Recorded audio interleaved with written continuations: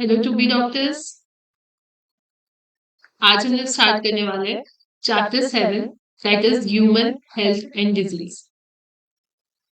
बच्चों, हमने बायोलॉजी की स्टोरी जो अभी तक पढ़ी उसमें हम लोगों ने बहुत कुछ देखा। हम लोगों ने डिफरेंट डिफरेंट लिविंग ऑर्गेनिजम्स के बारे में पढ़ा। अब आज हम लोगों की बारी है कि वो लिविंग ऑर्गेनिजम्स ह्यूमंस को कैसे डिजीज कॉज कर सकते हैं, या वही लिविंग ऑर्गेनिजम्स हमारे लिए कैसे यूजफुल हो सकते हैं। अब आज और कल में हम लोग ये दोनों चीजें पढ़ने वाले हैं। कितनी इंटरेस्टिंग है बायोलॉजी की स्टोरी। मैं तो बस वही देख रही हूँ एनसीईआरटी को कितने अच्छे से क्रिएट किया गया। हर चीज लाइन टू लाइन, जब तुम्हें जो चीज की जरूरत है उसके अकॉर्डिंग चैप्टर्स बनाए गए हैं। देखो, हमने थोड़ा सा रिवीजन जो हम लोग डेली करते हैं वो करेंगे, उसके बाद चैप्टर स्टार्ट करेंगे। बायोलॉजी क्या थी बच्चों? बस एक कहानी। किसकी कहानी? मेरी और तुम्हारी नहीं, दुनिया में जितने भी लिविंग ऑर्गेनिजम्स है उसकी कहानी। और किसकी कहानी? जितने भी लिविंग प्रोसेसेस हमारी बॉडी में हो रही है उसकी कहानी। जब हमें ये कहानी के बारे में पता चला तो हमें इसके बारे में एक और चीज का डाउट आया कि आखिर हम बने कैसे, ये लिविंग ऑर्गेनिजम्स बने कैसे। तो हम लोगों ने उसको भी पढ़ लिया कि रिप्रोडक्शन के थ्रू हम लोग बने। जब हमें पता है कि हम रिप्रोडक्शन के थ्रू बने, तो ऐसी चीज, क्या ऐसी चीज है जो हमारे मम्मी पापा से हमारे अंदर आ रही है और हम अपने मम्मी पापा जैसे दिख रहे हैं। तो बच्चों वो क्या थी? वो कुछ नहीं, वो कैरेक्टर्स थी। उसी कैरेक्टर को हम लोगों ने फैक्टर बोल दिया, उसी कैरेक्टर को हम लोगों ने जीन्स बोल दिया। अब यहाँ पे जो सबसे बड़ा क्वेश्चन अराइज होता है कि जीन्स आखिर किस चीज का बना है, क्या है जेनेटिक मटेरियल, तो उसको हम लोगों ने डीएनए बोला। और इनको इनके respective chapters, chapter 4 that is inheritance वाला चैप्टर, एंड चैप्टर 5 उसका मॉलिक्यूलर बेसिस क्या है उसमें पढ़ लिया। अब जब हमें लिविंग ऑर्गेनिजम्स कैसे बने, क्या ट्रांसमिट हो रहा है जो हम अपने मम्मी पापा जैसे दिख रहे हैं, सारे लिविंग ऑर्गेनिज्म, सारे लिविंग प्रोसेस के बारे में पढ़ लिए। अब तो बताओ कि आखिर हम बंदर से बने हैं क्या? ये बात सच है क्या? हमारा इवोल्यूशन कैसे हुआ? हमारी हिस्ट्री के बारे में थोड़ी बताओ, ह्यूमंस की हिस्ट्री के बारे में, पूरी दुनिया की हिस्ट्री के बारे में बताओ। तो फिर हम लोग चले चैप्टर 6 में, इवोल्यूशन पर history of life forms on the earth. अभी तक हम लोगों ने बायोलॉजी की बहुत सारी कहानियां पढ़ी। अब कहानी आती है कि जो ये जो लिविंग ऑर्गेनिजम्स है वो हमारे को डिजीज कैसे कॉज कर रहे हैं। पहला ये बात। और दूसरा, अगर कुछ जो लिविंग ऑर्गेनिजम्स है कुछ डिजीज कॉज करे, तो कुछ ऐसे भी लिविंग ऑर्गेनिजम्स है ना जो हमारे लिए यूजफुल है। तो वो यूजफुल कौन से है, इसके बारे में बताओ। ठीक है, तो वो हम लोग कल पढ़ेंगे। आज हम लोग ह्यूमन हेल्थ एंड डिजीज, जिससे बच्चों 4 से 5 पीवाईक्यूज आते हैं, और माइक्रोब्स इन ह्यूमन वेलफेयर से बच्चों 2 से 3 पीवाईक्यूज आते हैं। तो ये यूनिट से कितने पीवाईक्यू हो गए? 4 2 6, 6 to 8 पीवाईक्यूज हो गए। मतलब 24 to 32 मार्क्स तो कोई भी नहीं रोक सकता आपका। ठीक है, तो जल्दी से हम लोग स्टार्ट करते हैं ह्यूमन हेल्थ एंड डिजीज। बच्चों, यहाँ पे तुम लोगों को हेल्दी का मतलब क्या पता है? मतलब तुम लोग के लेवल पे तुम लोग को हेल्दी का क्या मतलब पता होगा? तुम लोगों को लगता होगा अच्छा मुझे सर्दी नहीं है, मैं हेल्दी हूँ। मुझे फीवर नहीं आ रहा, मैं अपना काम ठीक से कर पा रही हूँ, मैं पढ़ रही हूँ, मैं हेल्दी हूँ। तो क्या इसको हेल्दी होना बोलते हैं? क्या मतलब बस बुखार नहीं है या कोई भी ऐसी फिजिकल इलनेस जो बाहर से नहीं दिख रही है उसको हेल्दी होना बोलते हैं? नहीं। अभी हम लोग पढ़ेंगे कि आखिर हेल्थ का रियलिटी में मतलब क्या है। पहले हम लोग थोड़ी सी कहानी, जैसे पुरानी कहानी हर जगह पढ़ते हैं, वैसे हेल्थ की भी थोड़ी सी कहानी सुनते हैं। पहले के टाइम पे Greek scientist early Hippocrates, Indian Ayurveda system जब ये सब काम कर रहा था, उन्होंने बोला हेल्थ का मतलब कुछ नहीं, बॉडी और माइंड का वो स्टेट जो बैलेंस ऑफ सर्टेन ह्यूमर्स, कुछ ह्यूमर्स का बैलेंस है हमारे बॉडी में, तो हम लोग हेल्दी है, ऐसा माना जाता था। और उस टाइम एक ब्लैक बाइट जो फीवर होता है ना, फीवर को बोला, उस टाइम के फीवर को ऐसे रिफ्लेक्ट किया जाता था कि ब्लैक बाइल है। मतलब ब्लैक बाइल वैसी कंडीशंस है जिसमें पेशेंट को फीवर होता है।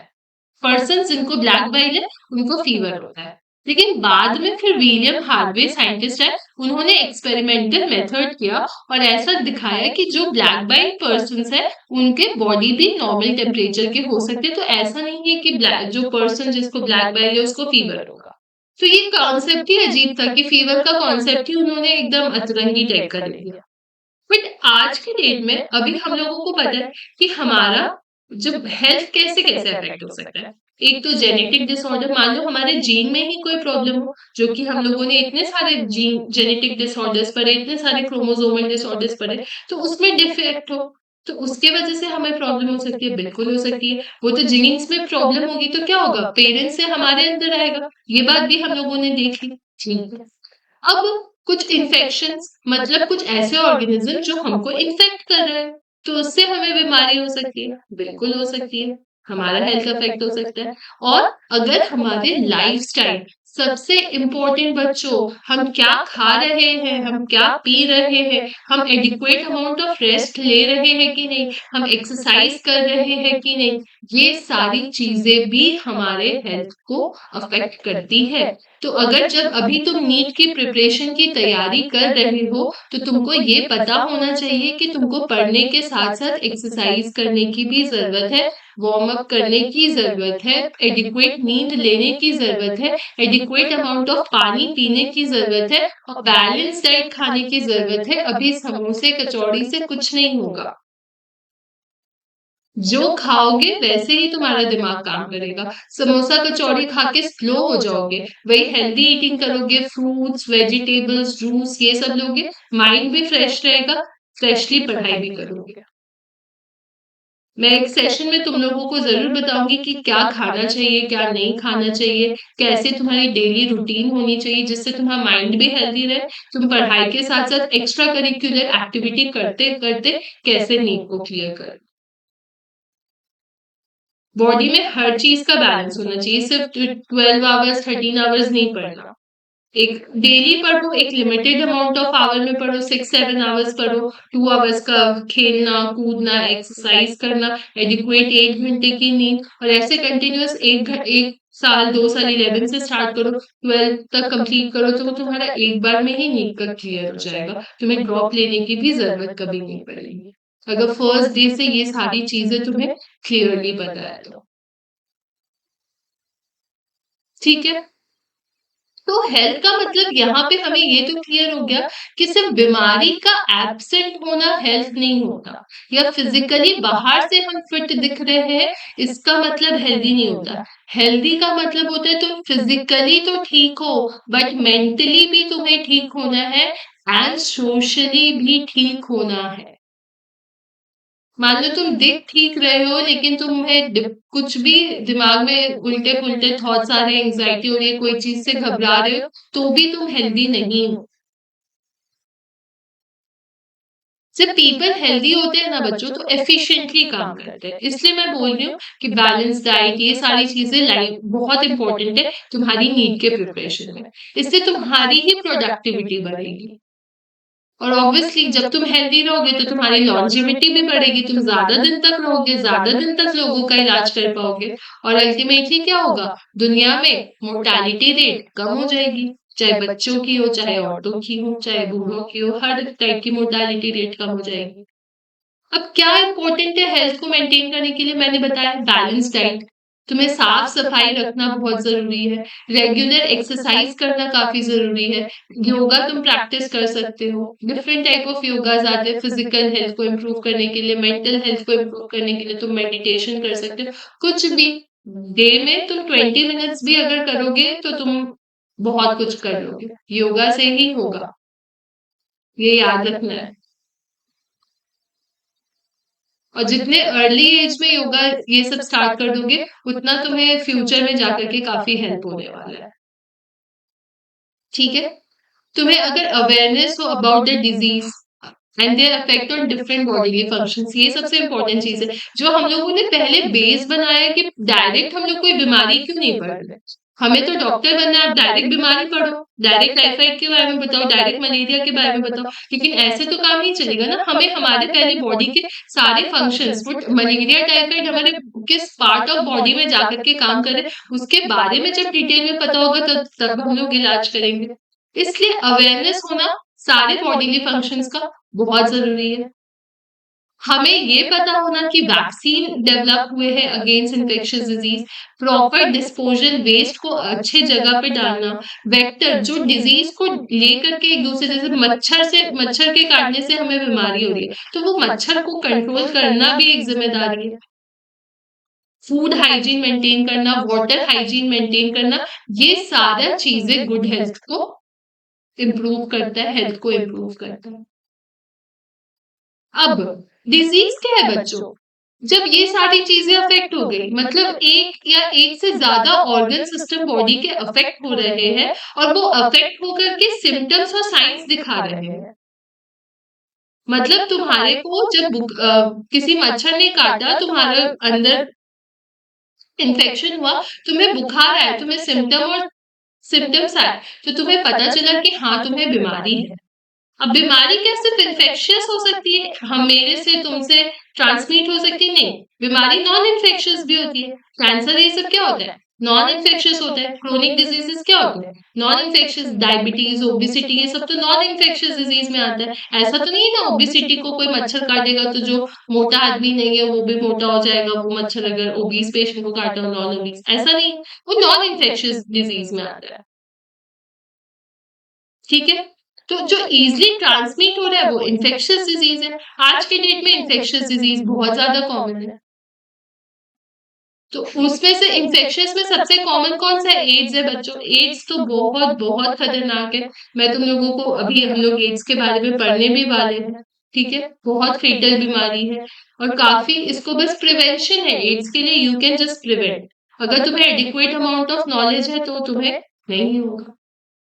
और नॉन इन्फेक्शियस डिजीज में सबसे ज्यादा डेथ किस वजह से होता है? आज की डेट में हर जन को सुन रहे हो, हर दूसरे जन को कैंसर हो रहा है। और क्या? ड्रग और अल्कोहल अब्यूज। अब तुम्हें सब कुछ ठीक है, तुम कुछ ज्यादा ही खुश हो गए, इतने ज्यादा खुश हो गए कि ड्रग की लत में चले गए, अल्कोहल की लत में चले गए, तो उसके वजह से सिर्फ तुम्हारा हेल्थ तो खराब नहीं होगा, तुम्हारे आसपास के लोगों का भी हेल्थ खराब होगा। क्योंकि तुम एक ऐसे एज में हो, 15 years ऑफ एज के बाद your parents start becoming dependent on you. तो तुम सिर्फ अपना हेल्थ नहीं खराब कर रहे हो, फैमिली का भी हेल्थ खराब कर रहे हो। जब फैमिली अफेक्ट होगी तो सोसाइटी अफेक्ट होगी, एंड अल्टीमेटली कंट्री का प्रोडक्टिविटी भी तुम्हारे वजह से सिर्फ कम हो जाएगा। तो ये था बच्चों इंट्रोडक्शन हेल्थ एंड डिजीज का। अब हम लोग ओआरएस से पढ़ते हैं। मैंने इजी चार्ट के फॉर्म में इस पूरे चैप्टर को कंप्लीट किया है, उधर पैराग्राफ्स में दिया हुआ है, इसलिए मैं यहीं से पढ़ाऊंगी। ठीक है, सबसे पहले हेल्थ क्या है बच्चों? एक स्टेट जिसमें तुम फिजिकली, मेंटली, सोशली हेल्थी हो। और तुम डिजीज कब कहला रहे हो? जब तुम्हारे बॉडी का एक या एक से ज्यादा ऑर्गन सिस्टम अफेक्ट हो रहा है, और उसके वजह से तुमको साइंस और सिम्टम्स आ रहे हैं। और वो डिजीज तुम्हारी इन्फेक्शियस भी हो सकती है और नॉन इन्फेक्शियस भी हो सकती है। तुमको इन्फेक्शन कॉज कर, एक दूसरे से स्प्रेड होकर के भी बीमारी हो सकती है, और नॉन इन्फेक्शियस बीमारी भी हो सकती है। अब हमें पता करना है कि कॉमन क्या क्या डिजीज है जो एक ह्यूमंस में होती है। सबसे पहले, कि डिजीज करवा कौन रहा है? तो पैथोजन, डिजीज कॉजिंग ऑर्गेनिजम्स को क्या बोल रहे हैं? पैथोजन बोल रहे हैं। अब ये पैथोजन हमारे बॉडी में घुसेगा कैसे? ये बहुत इंपॉर्टेंट चीज है। तो बॉडी में घुसने के लिए बहुत सारा तरीका है। ठीक है, वो एंटर किया हमारे बॉडी में, और फिर क्या करेगा? वो मल्टीप्लाई करेगा, बॉडी के अंदर जाकर के मल्टीप्लाई करेगा, हमारी जो नॉर्मल एक्टिविटी है उसको नहीं होने देगा, मतलब उसको डैमेज कर देगा, हमारे अंदर मॉर्फोलॉजिकल और फंक्शनल डैमेज कर देगा, और हमें क्या करवा देगा? डिजीज कॉज करवा देगा। पैथोजन बॉडी में घुस करके हमारे सेल्स, हमारे फंक्शंस को अफेक्ट करके हमें बीमारी करवा रहा है। तो ये हो गया। अब सबसे कॉमन हम लोगों को कौन कौन सी डिजीज पढ़नी है बच्चों? अब हम लोगों ने याद करो बायोलॉजिकल क्लासिफिकेशन वाला चैप्टर, हमने पढ़ा था कुछ बैक्टीरिया होते हैं, हमने पढ़ा था कुछ वायरस होते हैं, और हमने पढ़ा था कुछ फंगस होते हैं। तो क्या ये सब क्लासिफिकेशन उस टाइम जानने के लिए पढ़ा था? नहीं, हर चीज का रीजन है। मैंने बोला था ना, हर चीज तुम्हारी एक मतलब एक प्रॉपर जुड़ेगी और एक अच्छा-सा पिरामिड और एक अच्छा-सा ट्रायंगल बनाएगी। नीट की तैयारी मैंने एक इंट्रोडक्शन वीडियो में बताया था कि एक पिरामिड जैसी होती है।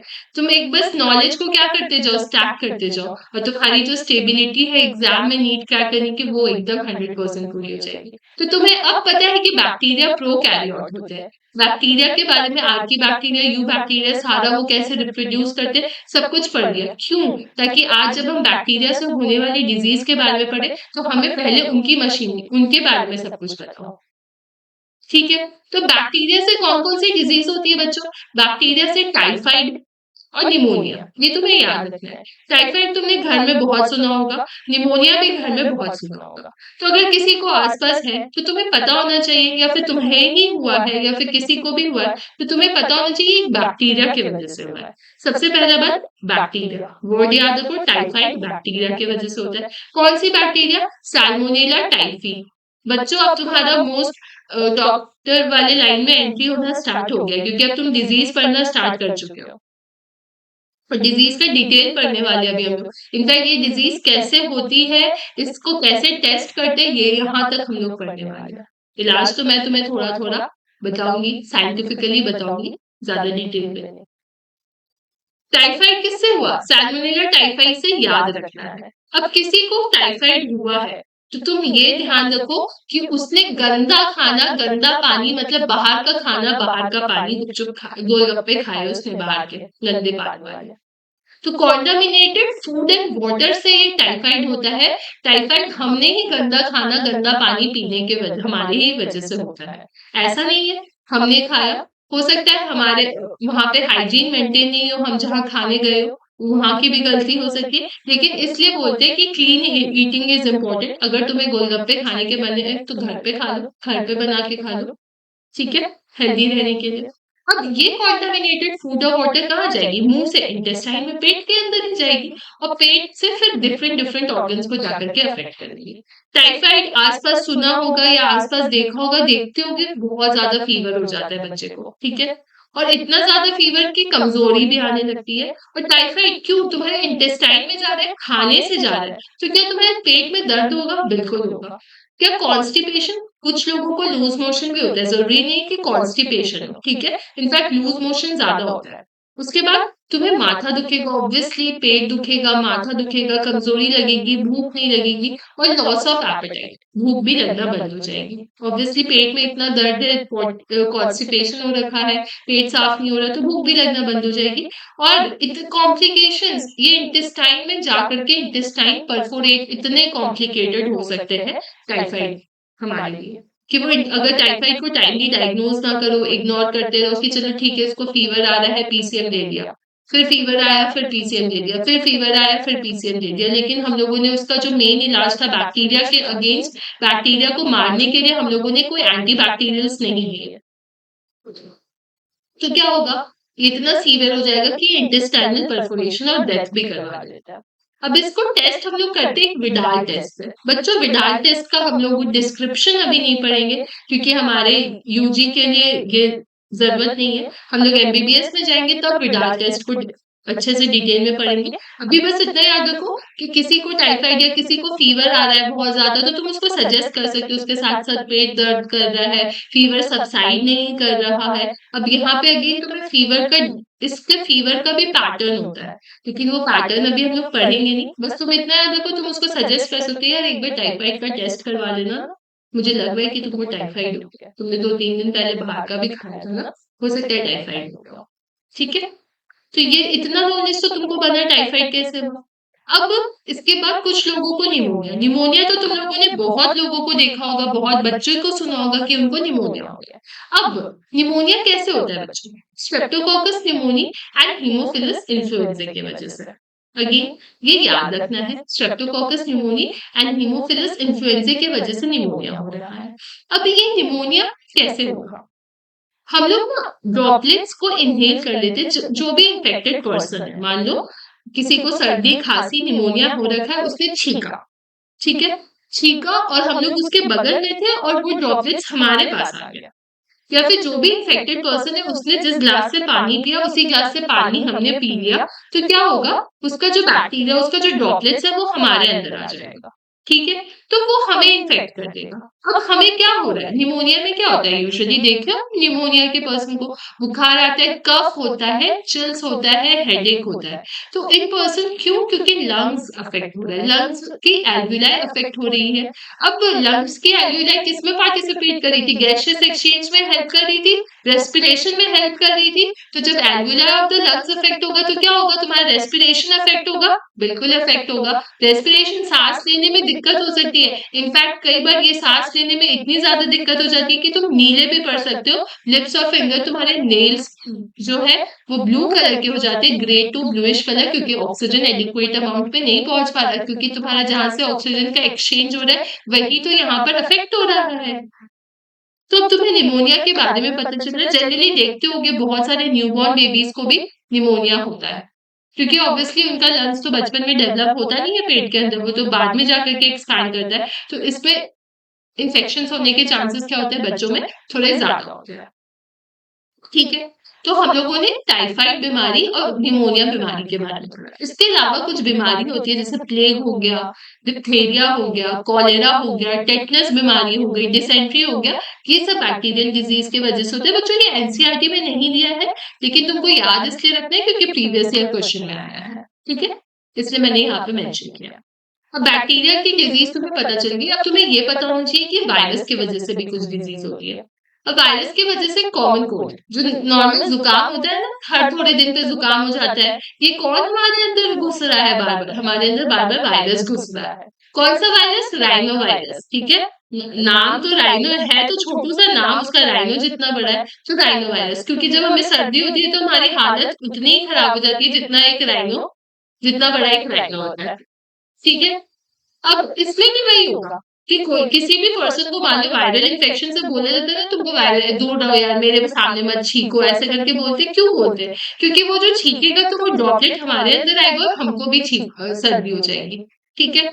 तो यहाँ पे भी यही हो रहा था, यहाँ पे भी यही हो रहा है, लेकिन इन दोनों में डिफरेंस क्या है कि नॉर्मल जो वायरल डिजीज होती है वो हम लोगों ने इनहेल किया, वो ना नोज और रेस्पिरेटरी पैसेज तक रहा, वो ना लंग्स तक नहीं पहुंचा। मेन जो नीचे एल्वियोलाई लंग्स तक ही हमारा नहीं पहुंचेगा, ये ऊपर तक ही रहेगा। तो जब ये ऊपर तक है तो नॉर्मल नाक में क्या क्या हो सकता है? नेजल कंजेशन हो जाएगा, नाक से पानी आने लगेगा, गले में सोर थ्रोट, होर्सनेस हो जाएगा, कफ, हेडेक, टाइटनेस तो हर जगह है। लेकिन यहाँ पे सांस लेने वाली दिक्कत एज सच यहाँ पे नहीं होगी, क्योंकि यहाँ पे लंग्स इफेक्ट नहीं हो रहा है। तो ये डिफरेंस होता है वायरल डिजीज जो कॉमन कोल्ड वाला है और न्यूमोनिया में। ये राइनो वायरस की वजह से, ये बैक्टीरियल स्ट्रेप्टोकोकस न्यूमोनिया और हीमोफिलस इन्फ्लुएंजा से। एक और मैंने तुम्हें निमोनिया लाइक ऑर्गेनिजम्स के बारे में बताया था, माइकोप्लाज्मा, याद करो। माइकोप्लाज्मा निमोनिया भी निमोनिया कॉज करता है, लेकिन उसके बारे में हम लोग एमबीबीएस में पढ़ेंगे। ठीक है? बैक्टीरिया ने कर दिया, फंगस ने कर दिया, सॉरी बैक्टीरिया ने कर दिया, वायरस ने कर दिया। मैम हमने कुछ प्रोटोजोन्स वर्ड भी यूज तो किया था, और प्रोटोजोन्स में हम लोगों ने उस दिन बस एक मलेरिया, जो आपने बोला था कि मलेरिया को याद रखो बच्चों, और किसी को भी मलेरिया हो तो तुम उसको क्या बोलेंगे? Oh plasmodium has done bad with you, plasmodium ने तुम्हारे साथ खराब किया। क्योंकि तुम्हें पता है मलेरिया किससे होता है? प्लाज्मोडियम से होता है। प्लाज्मोडियम क्या है? एक प्रोटोजोन्स है। तो अब यहीं पे हम लोग दो प्रोटोजोअल डिजीज के बारे में बात करें। याद करो हम लोगों ने अमीबॉइड्स जो पढ़ा था, उसमें एंट अमीबा के बारे में पढ़ा था, अमीबा के बारे में पढ़ा था, और मैंने तुम्हें बोला था कि इसके बारे में डिटेल में हम लोग पढ़ेंगे एमबीबीएस में। लेकिन इसका थोड़ा सा पार्ट जो है वो यहाँ पे भी दिया हुआ है, जो कि हम लोगों को पता होना चाहिए। बच्चों सबसे पहले हम लोग मलेरिया के बारे में जानते हैं।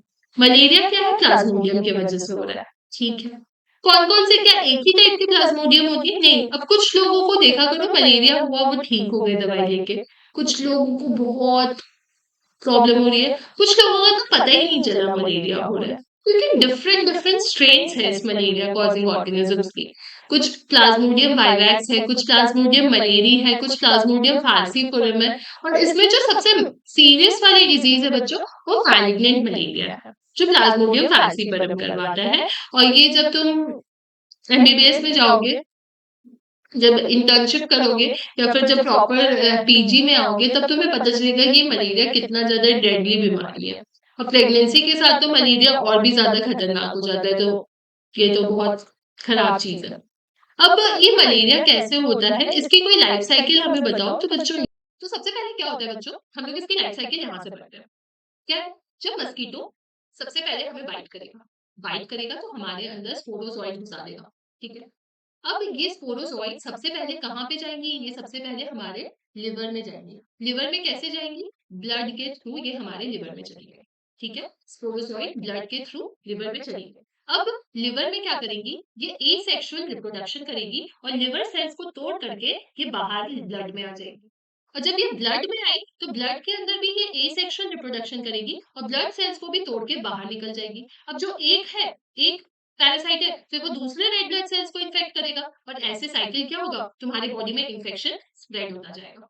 लेकिन कुछ एसेक्सुअल रिप्रोडक्शन के बदले आरबीसीज के अंदर सेक्सुअल स्टेजेस जिसको गैमेटोसाइट बोलते हैं, मेल और फीमेल गैमेटोसाइट में कन्वर्ट हो जाती है। ठीक है? अब क्या होगा कि अब जब दूसरा मच्छर हमको काटने के लिए आएगा, तो वो क्या सक करता है, वो ब्लड सक करता है, तो उस ब्लड में उसको क्या मिलेगा? फिर गैमेटोसाइट्स मिलेंगे। अब ये गैमेटोसाइट्स किसके अंदर चले गए? मस्कीटो के गट में चले गए, तो मस्कीटो के गट में अब क्या होगा? मेल और फीमेल गैमेटोसाइट का फर्टिलाइजेशन होगा और वो मैच्योर इन्फेक्टिव स्टेज जो तुम्हारा स्पोरोजोइट है वो वापस से गट से कहाँ पे आ जाएगा? सलाइवरी ग्लैंड्स में आ जाएगा और फिर अगर वो मच्छर फिर किसी और को काटेगा तो फिर से स्पोरोजोइट क्या होगा? हमारे अंदर आ जाएगा। तो समझ आया कितना इजी था? कुछ नहीं था। एक मस्कीटो आया, ठीक है? उसके पास क्या था? वो कैसे स्प्रेड कर रहा है इन्फेक्शन को? स्पोरोज़ोइट के थ्रू। उसने क्या किया? हमें काटा, ठीक है? बाइट किया, तो बाइट किया तो स्पोरोज़ोइट कहाँ पे चला गया? लिवर में चला गया। लिवर को वो तोड़ करके फिर वो ब्लड में चला गया। लिवर और ब्लड में एसेक्सुअल रिप्रोडक्शन हो रहा है और जब एसेक्सुअल रिप्रोडक्शन हो रहा है तो उसने ब्लड को भी तोड़ करके आस-पास के ब्लड सेल्स को इन्फेक्ट करना स्टार्ट कर दिया। कुछ नहीं क्या किया? ब्लड में सेक्सुअल रिप्रोडक्शन कर लिया और गैमेटोसाइट्स बना दिए। तो ब्लड में अब गैमेटोसाइट्स है। अब दूसरा मच्छर आकर के इसको सक करेगा, वो गैमेटोसाइट्स कहाँ जाएँगे? उसके गट में जाएँगे, गट में जाएँगे तो उसमें वहाँ क्या होगा? फर्टिलाइज़ेशन होगा और जब फर्टिलाइज़ेशन होगा तो अल्टीमेटली क्या बनेगा? स्पोरोज़ोइट बनेगा और ये स्पोरोज़ोइट फिर उसके गट से कहाँ चले जाएँगे? सलाइवरी ग्लैंड्स में, ताकि जब वो वापस से काटे जाएँ तो ये जो सलाइवरी ग्लैंड्स है के थ्रू ये स्पोरोज़ोइट नेक्स्ट ह्यूमन को इन्फेक्ट कर सके। तो ऐसे जो साइकिल है वो प्लाज्मोडियम का चलता है। ठीक है? क्लियर? यहाँ तक आई होप सबको क्लियर होगा। अब इसके आगे हम लोग बढ़ते हैं। तो मलेरिया के बारे में हमें समझ आ गया। मलेरिया में क्या होता है? बुखार होता है। मलेरिया का ना बहुत सारा स्टेजेस है बच्चों। बुखार फिर इतना एक्सट्रीम हो जाएगा तुम बोलने की हालत में नहीं रहोगे। बहुत एक्सट्रीम कंडीशन तक मलेरिया तुमको इन्फेक्ट कर सकता है। अभी इतना नहीं जानना, अभी मलेरिया कैसे इन्फेक्शन कॉज़ कर रहा है बस इतना याद रखते हैं। ठीक है? अब एंटमीबा हिस्टोलाइटिका से होने वाली अमीबियासिस। नाम से तो अमीबियासिस लग रही है बच्चों के लिए कुछ है नहीं है, डिसेंट्री है, लूज़ मोशन टाइप का है, लेकिन नॉर्मल लूज़ मोशन नहीं है, बहुत एक्सट्रीम लूज़ मोशन है। इसमें स्टूल के साथ-साथ म्यूकस और ब्लड क्लॉट्स आने लगते हैं, बहुत ज़्यादा पेट में दर्द और क्रैम्प्स होने लगते हैं, इनफैक्ट कई बार कॉन्स्टिपेशन भी हो जाता है। तो ये हिस्टोलाइटिका क्या करता है? आरबीसीज़, म्यूकोसा, सब म्यूकोसा और कोलन को इन्फेक्ट कर रहा है। ये सारा ही पार्ट तो तुम्हारा डाइजेशन में इन्वॉल्व होता है, इसलिए तो यहाँ पे डाइजेशन वाला पार्ट ही अफेक्ट हो रहा है। ठीक है? अब ये भी खराब पानी, खराब फूड ये सब कॉन्टामिनेटेड जब होगा फीकल मैटर से जिसमें एंटमीबा हिस्टोलाइटिका ग्रो कर रहा होगा, उसके वजह से ट्रांसमिट हो सकता है। या हाउस फ्लाई उस पॉटी में जाकर के बैठी फिर खाने में जाकर के बैठी। ऐसा होता है इसलिए बोलते हैं कि हाउस फ्लाई मक्खी का भी बहुत मक्खी को भगाओ। क्यों भगाओ? हाउस फ्लाइज का क्या रोल है? तो वो मैकेनिकल कैरियर्स की तरह काम करती है। ऐसे भी हाउस फ्लाइज के बारे में मैंने फर्स्ट चैप्टर में ही बताया था कि जिस हाउस फ्लाई को हमने पूरी ज़िंदगी अपनी वैल्यू नहीं दी, उसमें बायोलॉजी में पता चला उसकी कितनी ज़्यादा इम्पोर्टेंस है। याद है मस्का डोमेस्टिका के बारे में पूरा डिटेल में पढ़ना था हम लोगों को जो हम लोगों ने चैप्टर 1 में पढ़ा था। ठीक है? अब हमें प्रोटोज़ोअल डिज़ीज़ क्लियर हो गया, अब हमें कुछ हेलमिंथिक डिज़ीज़ ये क्या होते हैं? कुछ एस्कैरिस होते हैं और कुछ एलिफेंटियासिस और फाइलेरियासिस कॉज़ करते हैं। मैम ये क्या था बड़ा-बड़ा वर्ड आपने बोल दिया कुछ समझ नहीं आया। राउंड वॉर्म किसको याद है? एस्केलमेंथिस याद है ना? कॉमन राउंड वॉर्म उसका एग्ज़ाम्पल था ना एस्कैरिस। बच्चों इसके वजह से एस्केरियासिस होती है। एस्केरियासिस क्या होती है मैम? ये इंटेस्टाइन में अंदर ब्लीडिंग, पेन, बुखार, इतना ब्लीडिंग कि तुमको खून की कमी हो जाएगी और इंटेस्टाइनल पैसेज में ब्लॉकेज हो जाएगा। ऐसा कैसे हो रहा है मैम? ये जो पैरासाइट है ना ये एग्स रिलीज़ करती है along with the faeces of infected person, क्योंकि ये जो इन्फेक्टेड पर्सन की जो फीसेस है जो पॉटी है उसमें इनकी एग्स रिलीज होगी, वो एग्स जाके कॉन्टामिनेट कर देगी सॉइल को, पानी को, प्लांट को। और अब ये जो कॉन्टामिनेटेड वाटर, वेजिटेबल, फ्रूट्स अगर कोई इंडिविजुअल खा लिया, उसको क्या हो जाएगा? उसको एस्केरियासिस हो जाएगा बेचारा। उन्होंने सोचा मैं तो फल खा रहा हूँ, मैं तो फ्रूट खा रहा हूँ, मैं तो वेजिटेबल खा रहा हूँ, मैं तो पानी पी रहा हूँ, लेकिन उसको क्या पता था वो पानी इतना ज़्यादा कॉन्टामिनेटेड है, वेजिटेबल्स इतने ज़्यादा कॉन्टामिनेटेड है। तो उसको एस्केरियासिस हो गया। अब एक होता है एलिफेंटियासिस। एलिफेंटियासिस बच्चों टीवी में देखा होगा या कभी सुना होगा, एक पैर हाथी जैसे बड़े हो गए और दूसरा पैर देखो एकदम छोटा-सा नॉर्मल सा। खराब बीमारी आ गई है। फाइलेरियासिस भी हम लोग इसको बोलते हैं, उसको फाइलेरिया हो गया है। ये ब्यूचरेरिया बैक्टीरिया ब्यूचरेरिया बताइट की वजह से होता है। इसमें क्या होता है, ऑर्गन तो इन्फ्लेम हो ही रहा है, लेकिन इसका जो लिम्फेटिक वेसल्स है, ये भी इन्फ्लेम हो रहा है। ये यूजुअली लोअर लिम्स और जेनिटल ऑर्गन्स, देखो इसका जेनिटल कितना मोटा है, कैसे ये पर्सन इस पैर के साथ या इस जेनिटल के साथ बैठ सकता है, ये काफी डिफिकल्ट है। ये भी मस्कीटो के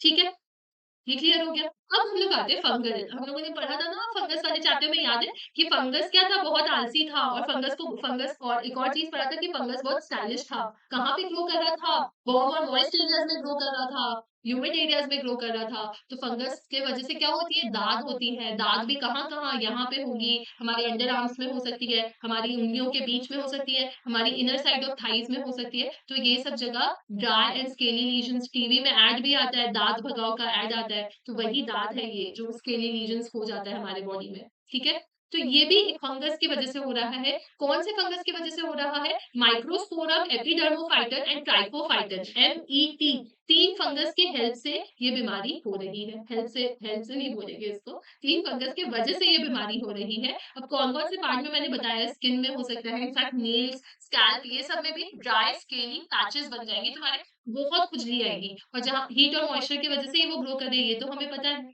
ठीक है, अब इस फंगल, ये सारी जो इतनी बीमारियां तुमने बताई, हमने जो पढ़ी, अब तुमने एक चीज नोटिस किया कि ये बीमारियां हमारी ही वजह से एक तरह से हो रही है। अगर हम हमारे बॉडी को क्लीन रखेंगे तो क्या ये फंगल इन्फेक्शन होगा? नहीं। अगर हम लोग अच्छा साफ पानी पिएंगे, अच्छा खाना खाएंगे, बाहर का उल्टा पुल्टा नहीं खाएंगे, अच्छा वेजिटेबल्स खाएंगे, अच्छा फ्रूट्स खाएंगे, तो ये सारी जो फंगल डिजीज, प्रोटोजोअल डिजीज है, ये सारी डिजीज हमें नहीं होगी, बिल्कुल नहीं होगी। तो ये हमारा पर्सनल हाइजीन है, इसको हमें मेंटेन करके रखना है ताकि हमें आगे जाकर के बीमारियां ना हो। उसके बाद पब्लिक हाइजीन, पब्लिकली भी हमारा रोल है कि हमने अपने आप को तो हेल्दी रखा, लेकिन आसपास के एनवायरनमेंट को भी तो हेल्दी रखेंगे ताकि आसपास के घर के लोग भी सही रहे। तो हम ऐसा तो नहीं है अपना घर साफ करके एकदम पड़ोसी का घर गंदा किए जा रहे हैं, आसपास कचरा फेंके जा रहे हैं, वो भी गलत है। तो प्रॉपर डिस्पोजल करना है वेस्ट का, एक्सक्रीटा का, सिर्फ अपना घर नहीं, आसपास की सोसाइटीज का भी सोचना है। और साथ ही साथ पीरियोडिक क्लीनिंग करवानी है। आसपास में जो पूल्स है, सेस पूल्स है, टैंक्स है, वैसे तो गवर्नमेंट ध्यान देती है, अगर नहीं दे रही है आप ही का जगह है, आपको ध्यान देना है और उसकी पीरियोडिक क्लीनिंग करवानी है। उसके अलावा आप क्या कर सकते हो, सबसे अच्छा मेथड क्या है? कोई भी एरिया में मच्छर कहाँ पे सबसे ज्यादा देखने को मिलता है, तो गंदा पानी जहाँ पे इकट्ठा हो जाता है घर के आसपास, वहां पे मच्छर, कीड़े मकोड़े ये सब आते हैं, तो वो पानी को स्टैग्नेंट होने नहीं दो। साथ ही साथ अपने हमेशा कूलर से भी ऑर्गेनिजम्स डेवलप होते हैं, तो कूलर को रेगुलर क्लीन करवाना है। और मच्छर को सबसे अच्छा, सोते टाइम क्या करो, मस्कीटो नेट लगा दो, मच्छर अंदर घुस ही नहीं पाएगा, मच्छर तुम्हें काट ही नहीं पाएगा। उसके अलावा मच्छर को मार भी सकते हैं। कैसे मार सकते हैं? तो फिशेस लाइक गैम्बूसिया को हम लोग यूज करते हैं ताकि वो मस्कीटो लार्वा को क्या करे, खा के मार जाए। उसके अलावा एक और मेथड है जिसमें हम लोग इंसेक्टिसाइड, ये सब जो इंसेक्ट्स है उस पे स्प्रे कर देते हैं ताकि वो फर्दर ग्रो ना कर पाए और हमें इन्फेक्ट ना कर पाए। और डोर्स और जितने भी विंडोज होते हैं घर पे, वहां पे एक मैश, एक जाली जैसा लगा देते हैं ताकि एंट्री ही जो मस्कीटो की हो वो ब्लॉक हो जाए। तो हमने पढ़ा कि हमें हेल्थ पे डेफिनेशन पढ़ा, डिजीज कैसे हो रही थी, उसमें जो basic bacterial disease, viral disease, protozoal disease और फंगल डिजीज, ये चार चीजों के बारे में हमने काफी डिटेल में पढ़ा। अभी तक जो हमने पढ़ा, जल्दी से एनसीईआरटी से रिवाइज करते हैं। तो हमने क्या पढ़ा कि डिजीज कॉजिंग पैथोजेंस का नाम बताओ। सॉरी, डिजीज कॉजिंग ऑर्गेनिजम्स को क्या बोलते हैं? उनको पैथोजेंस बोलते हैं। ठीक है, अब ये पैथोजेंस हमारी बॉडी में एंट्री करते हैं, बहुत सारे तरीकों से मल्टीप्लाई करते हैं और हमारे फंक्शंस को अफेक्ट करते हैं और हमें डिजीज करवाते हैं। ये सारी चीजें हमें पता है। जिसमें बैक्टीरिया भी हमें डिजीज करवाता है, वायरस करवाता है, फंगस करवाता है, प्रोटोजोन्स करवाता है। जिसमें सबसे पहले हमने टाइफाइड जो कि बैक्टीरिया से होती है उसके बारे में पढ़ा, जो कि सैल्मोनेला टाइफाई के काटने से हमें होती है। ये हमारे स्मॉल इंटेस्टाइन में जाता है, काटने से नहीं होती, सॉरी, ये कॉन्टामिनेटेड फूड एंड वाटर के थ्रू हमारी बॉडी में जाता है और माइग्रेट करके ब्लड में चला जाता है। अब क्या होगा, हमें बुखार आएगा, पेट में जा रहा है तो पेट दर्द करेगा, पेट, लॉस ऑफ एपेटाइट, भूख लगना बंद हो जाएगी। इनफैक्ट इतने सीवियर स्टेज में जाकर के वो इंटेस्टाइन में परफोरेशन भी कॉज कर सकता है। अब टाइफाइड फीवर को डायग्नोज कैसे करोगे, तो टाइफाइड फीवर को डायग्नोज अपन विदाल कैसे करेंगे। बच्चों एक क्लासिक केस था, ये तुम्हें जानना चाहिए। एक मैरी मेलन नाम की कुक थी, मतलब जिसको हम लोगों ने टाइफाइड मैरी भी बुलाया। वो कुक थी और वो टाइफाइड कैरियर थी और वो कंटिन्यूअसली टाइफाइड को बहुत सालों साल तक वो क्या नाम है स्प्रेड करी थी through the food she prepared. ठीक है? अब एक बैक्टीरिया की वजह से होने वाला pneumonia that is Streptococcus pneumonia और हीमोफिलस इन्फ्लुएंजा की वजह से होता है। अगेन ये रेस्पिरेटरी ट्रैक्ट को इफेक्ट कर रहा है। वो भी कौन से पार्ट को? एल्वियोलाई ऑफ द लंग्स को अफेक्ट कर रहा है। तो अब इसकी वजह से हमें बुखार, चिल्स, कफ ये सब तो होगा, लेकिन कई बार सांस लेने में इतनी ज्यादा दिक्कत हो जाएगी कि बॉडी जो है वो ब्लू कलर का टर्न हो जाएगा, मतलब लिप्स और फिंगर्स जो है वो सब ब्लू कलर के हो जाएंगे। तो ये कैसे हो रहा है? जो इन्फेक्टेड ऑर्गेनिजम्स है, जो इन्फेक्टेड इंडिविजुअल्स है वो छींकेंगे या फिर उनके जो ड्रॉपलेट्स है हमारे तक पहुंच जाएंगे, वह शेयरिंग ग्लासेस या यूटेंसिल्स के थ्रू भी ऐसा हो सकता है। तो उनकी वजह से हमारे अंदर इन्फेक्शंस आ गए। और भी बहुत सारे एग्जांपल है, जैसे डिसेंट्री हो गया, प्लेग हो गया, डिप्थेरिया हो गया, ये सब भी बैक्टीरिया से होता है। उसके बाद हम लोगों ने वायरस की वजह से होने वाली राइनो वायरस के बारे में पढ़ा। अगेन राइनो वायरस क्या करवा रहा है हमें? कॉमन कोल्ड करवा रहा है। कॉमन कोल्ड करवाएगा, क्या होता है हमें जब कॉमन कोल्ड होता है, जब सर्दी खांसी होती है तो हमें क्या होता है? नॉर्मल कंजेशन होता है, नाक से पानी आता रहता है, गला खसखस करता है, होर्सनेस हो जाती है, कफ हो जाता है, हेडेक होने लगता है, लेकिन ये 3 से 7 दिन तक रहता है। अगेन जब वायरल इन्फेक्शन होता है तो हम लोग बोलते हैं कि हमसे दूर रहो, मास्क पहन के रहो। क्यों बोलते हैं? क्योंकि वो डायरेक्टली इन्फेक्टेड पर्सन के जो ड्रॉपलेट्स है वो हमारे अंदर आ सकते हैं, या फिर कोई भी उसके थ्रू कंटामिनेशन से उसने छींका और वहीं पे ग्लास था, वही ग्लास हमने यूज कर ली, वही पेन हमने यूज कर लिया, वही बुक हमने यूज कर ली, तो भी हमें इन्फेक्शन हो सकता है। बट ये इन्फेक्शन इतना ज्यादा डेडली नहीं होता जितना निमोनिया होता है। फिर हमने सबसे इंपॉर्टेंट एक प्रोटोजोअल डिजीज मलेरिया के बारे में पढ़ा, जो कि अगेन बहुत सारे क्लास उसकी स्पीसीज के थ्रू हो सकता है। Vivax malaria, falciparum, different different types of malaria cause कराता है। बट हमें तो इसका लाइफ साइकिल बता दो कि कैसे मलेरिया हो रहा है, हमें अभी के लिए बस उतना ही जानना है। तो कुछ नहीं, प्लाज्मोडियम अंदर में एनोफिलस मस्कीटो हमें काटता है, स्पोरोजोइट हमारे अंदर आता है, लिवर के अंदर जाता है, लिवर में जाकर के मल्टीप्लाई करता है, वहां से निकल के आरबीसी में जाता है, आरबीसी को रप्चर करता है, आरबीसी को जब रप्चर करता है तो एक हीमोजोइक पिगमेंट निकलता है। बच्चों वेरी इंपॉर्टेंट पॉइंट कि हीमोजोइक पिगमेंट कहाँ? पिगमेंट एक टॉक्सिक सब्सटेंस निकलती है जिसकी वजह से हमें बुखार आता है, और बुखार रेकर करता है हर 3 से 4 दिन में हमें क्या होता है? बुखार आने लगता है। ठीक है, ये जब फीमेल एनोफिलिस मस्कीटो बाइट करती है तो ये पैरासाइट हमारे बॉडी में घुस जाता है एंड अंडरगोस फर्दर डेवलपमेंट। अब ये पैरासाइट मल्टीप्लाई कर रहा है स्पोरोजोइट में, that are stored in the salivary glands, ये बात हमें पता है। अब ये जो मस्कीटो है जब ह्यूमन को बाइट करेगी, स्पोरोजोइट हमारे अंदर आएंगे और उसकी मैकेनिज्म, उसकी लाइफ साइकिल हमने पढ़ी थी ना कि लिवर में जाएगा, फिर लिवर से रेड ब्लड सेल्स में जाएगा, फिर रेड ब्लड सेल्स में वो सेक्सुअल रिप्रोडक्शन करेगा, गैमेटोसाइट में कन्वर्ट होगा, वही गैमेटोसाइट एक फीमेल मस्कीटो, फिर एक एनोफिलस मस्कीटो ले लेगा, और जब एनोफिलस मस्कीटो के अंदर फिर फर्टिलाइजेशन हो जाएगा, फिर वो स्पोरोजोइट बनाएगा, स्पोरोजोइट गट में बनेगी, वो गट उसके सलाइवरी ग्लैंड्स में चला जाएगा, ताकि जब वो नेक्स्ट टाइम हमें बाइट करे तो हमारे अंदर क्या हो जाए? वो इन्फेक्शन स्प्रेड कर दे। एंटोमीबा हिस्टोलाइटिका हमने पढ़ा था कि एंटोमीबा ये अमीबियासिस करवाता है, जो कि डिसेंट्री है। लूज मोशन कराएगा, लेकिन ब्लड स्टेन, बच्चों ब्लड भी आएगा, बहुत ज्यादा पेट दुखेगा, क्रैम्प्स ये सब होने लगेंगे। कैसे हो रहा है? ये parasite faeces of the infected person से बाहर सॉइल से सब में खाने ये सब में चला जा रहा है, और जब हम लोग वही सॉइल, वही पानी, वही प्लांट ये सब खाएंगे जो कि इसके स्टूल, जो कि इसके इससे इन्फेक्टेड होगा, तो उसकी वजह से क्या हो जाएगा? हमें इन्फेक्शन हो जाएगा। साफ सफाई, हाइजीन बहुत इंपॉर्टेंट है। Clean drinking water, clean food, सब कुछ बहुत ज्यादा जरूरी है। अब हम लोग आते हैं एस्कैरियास, कॉमन राउंड वॉर्म, एस्केलमेंथिस, याद आ रहा है कुछ? तो ये जो ये क्या करवाती है? एस्कैरियासिस करवाती है। अगेन एस्कैरियासिस में क्या होगा? Under bleeding, pain, blockage, intestinal passage का ब्लॉकेज हो जाएगा, इतनी ज्यादा ब्लीडिंग की अनीमिया भी हो सकता है। अगेन ये कैसे हो रहा है? अगेन ये जो इन्फेक्टेड पेशेंट है उसके फीसेस में ये निकलेगा, फीसेस से निकल के आसपास प्लांट्स को, पानी को, खाना को, सबको इन्फेक्ट कर देगा, और जब हम लोग वही इन्फेक्टेड खाना पीना खाएंगे तो वो इन्फेक्शन हमारे अंदर चला जाएगा। अगेन यहाँ पे इंडिकेट कर रहा है कि पब्लिक हाइजीन बहुत इंपॉर्टेंट है, पर्सनल हाइजीन बहुत इंपॉर्टेंट है। उसके अलावा आता है व्यूचरेरिया बैंक्रॉफ्टाई। व्यूचरेरिया बैंक्रॉफ्टाई, व्यूचरेरिया मलाई क्या करवा रहा है? फाइलेरियासिस और एलिफेंटियासिस, एक हाथ और जितने भी एक पैर और एक जेनिटल ऑर्गन कितने ज्यादा इन्फ्लेम हो गए। क्यों? क्योंकि यहाँ पे ये पैरासाइट है। ठीक है? अब इसकी वजह से क्या होगा? हमारी बॉडी में डिफॉर्मिटीज आएगी, ये पैथोजन ट्रांसमिट हो सकते हैं। कैसे ट्रांसमिट होंगे? एक फीमेल मस्कीटो वेक्टर के काटने की वजह से। ठीक है? अब बहुत सारा फंगस है, हमें पता है फंगस बहुत नखरीला था। नखरीला क्यों था? क्योंकि स्पेशल एनवायरनमेंट में ग्रो करता है। किस फॉर्म में? ड्राई स्केली लीजन्स, एकदम पैचेस, बहुत जोर जोर उस पे खुजली आएगी, हीट और मॉइस्चर के प्रेजेंस में वो ग्रो करेगा। और जनरली कैसे होता है? सॉइल से तो होता ही है, सॉइल में तो फंगस होता ही है, लेकिन टॉवल, क्लॉथ और इवन कोम, जिस इन्फेक्टेड इंडिविजुअल्स के, वो सब के यूज करने की वजह से ये रिंगवॉर्म्स ट्रांसमिट हो सकता है। तो बच्चों कभी भी, इससे हमेशा बोलते हैं कि जिनको दांत के जो पेशेंट्स होते हैं उनको अपना टॉवल, अपना अंडरगारमेंट्स, अपना सब कुछ अलग रखना चाहिए, नहीं तो उससे जो इन्फेक्शन है वो हमारे अंदर स्प्रेड हो सकता है। इसलिए हम लोगों को प्रिवेंटिव मेजर्स पता है, पब्लिक हाइजीन का, पर्सनल हाइजीन के मेजर्स याद रखने हैं। ये सबसे इंपॉर्टेंट यही है। पर्सनल हाइजीन के लिए हम लोग को अपना बॉडी क्लीन रखना है, clean drinking water, food, vegetable सब कुछ क्लीन खाना है। और पब्लिक हाइजीन के लिए बच्चों हम लोगों को अपने ऐसा नहीं कि अपना घर क्लीन करके आस-पास का घर गंदा कर दें। तो आस-पास हम लोगों को प्रॉपर डिस्पोज़ल करना है, प्रॉपर डिस्पोज़ल करना है एक्सपीडा का। Periodic cleaning and disinfection is very important. साथ ही साथ हम लोगों को इन्फेक्शियस एजेंट जो कि ट्रांसमिट हो रहे हैं थ्रू फूड, ये सब का भी ध्यान रखना है। ठीक है? अब कोई भी एयरबॉर्न डिज़ीज़ है जैसे निमोनिया और कॉमन कोल्ड, तो उसके लिए तुम क्या करोगे? निमोनिया और कॉमन कोल्ड के लिए तुम क्या करोगे? हम लोगों को कॉन्टैक्ट उस पर्सन के साथ अवॉइड करना होगा। मलेरिया और फाइलेरियासिस तो इंसेक्ट के काटने की वजह से हो रहा है ना, तो वो जहाँ पे ग्रो करते हैं वो ब्लीडिंग प्लेसेस को ही साफ करवा दो। यूजुअली कहाँ पे ग्रो करते हैं? आस-पास जो पानी इकट्ठा हो जाता है वहीं पे होते हैं, तो उसको क्लीन करवा दो। अपने वाटर कूलर्स को क्लीन करवा दो। घर में मच्छरदानी दैट इज़ मस्कीटो नेट्स लगवा दो, या फिर बस हम लोग फिश मतलब पॉन्ड्स में क्या करते हैं, गैम्बूसिया फिश होती है जो इसके लार्वे को खा लेती है, तो उसको भी इंट्रोड्यूस कर सकते हैं उस पॉन्ड में। और हम लोग इंसेक्टिसाइड्स स्प्रे कर सकते हैं। इन एडिशन हम लोग और साथ साथ डोर्स और विंडोज में क्या लगा सकते हैं, जाली जैसा होता है ना, मेश लगा सकते हैं ताकि मस्कीटोज अंदर घुसे ही ना। और क्या-क्या डिज़ीज़ हो सकती है जो वेक्टर बॉर्न होती है बच्चों? डेंगू किससे होता है? डेंगू भी मच्छर काटने से होता है। कौन-सा मच्छर काटने से होता है? एडीज़ के काटने से होता है, और चिकनगुनिया भी होता है। और बहुत सारा एडवांसमेंट आया है, सिर्फ़ इतने दूर तक नहीं रुका, ये तो हम लोगों को मेजर्स लेना था। लेकिन गवर्नमेंट, साइंटिस्ट वो खुद पे खुद प्रोग्राम्स बनाए जा रहे हैं। उन्होंने वैक्सीन्स बनाए, इम्यूनाइज़ेशन प्रोग्राम्स बनाए, ताकि हम लोग कोई भी जो इन्फेक्शियस डिज़ीज़ है उसको कंप्लीटली इरेडिकेट कर सकें। ठीक है? और इसलिए आज के डेट में देखो डिप्थीरिया, निमोनिया, टेटनस ये सब कंट्रोल्ड है, क्योंकि इनके वैक्सीन्स जो है वो लार्ज अमाउंट में अवेलेबल है। तो हम लोगों ने सारे ऑर्गेनिज़म्स के बारे में डिटेल में क्या किया? पढ़ लिया। अब हम लोग आगे बढ़ते हैं। आगे क्या बच्चों? सबसे पहले, अब हमें बीमारी हो गई, क्या हमारे पास कोई एबिलिटी होगी कि हम इन ऑर्गेनिज़म्स के अगेंस्ट फाइट कर पाएँ? बिल्कुल, इन ऑर्गेनिज़म्स के अगेंस्ट हम फाइट कैसे कर पा रहे हैं? क्योंकि हमारे अंदर इम्यूनिटी है। इम्यूनिटी, इम्यूनिटी वर्ड सुना है कि इसकी इम्यूनिटी डाउन हो गई इसलिए ये बीमार पड़ गया। बिल्कुल, जिस पर्सन में इम्यूनिटी खराब होती है, वो पर्सन क्या होते हैं? रेगुलरली बार-बार बीमार होते जाते हैं। इसलिए बोला जाता है अच्छा खाना, अच्छा पीना, अच्छे से सोना, अच्छे से रहना दुनिया में सबसे ज़्यादा इम्पोर्टेंट है, पैसे से ज़्यादा।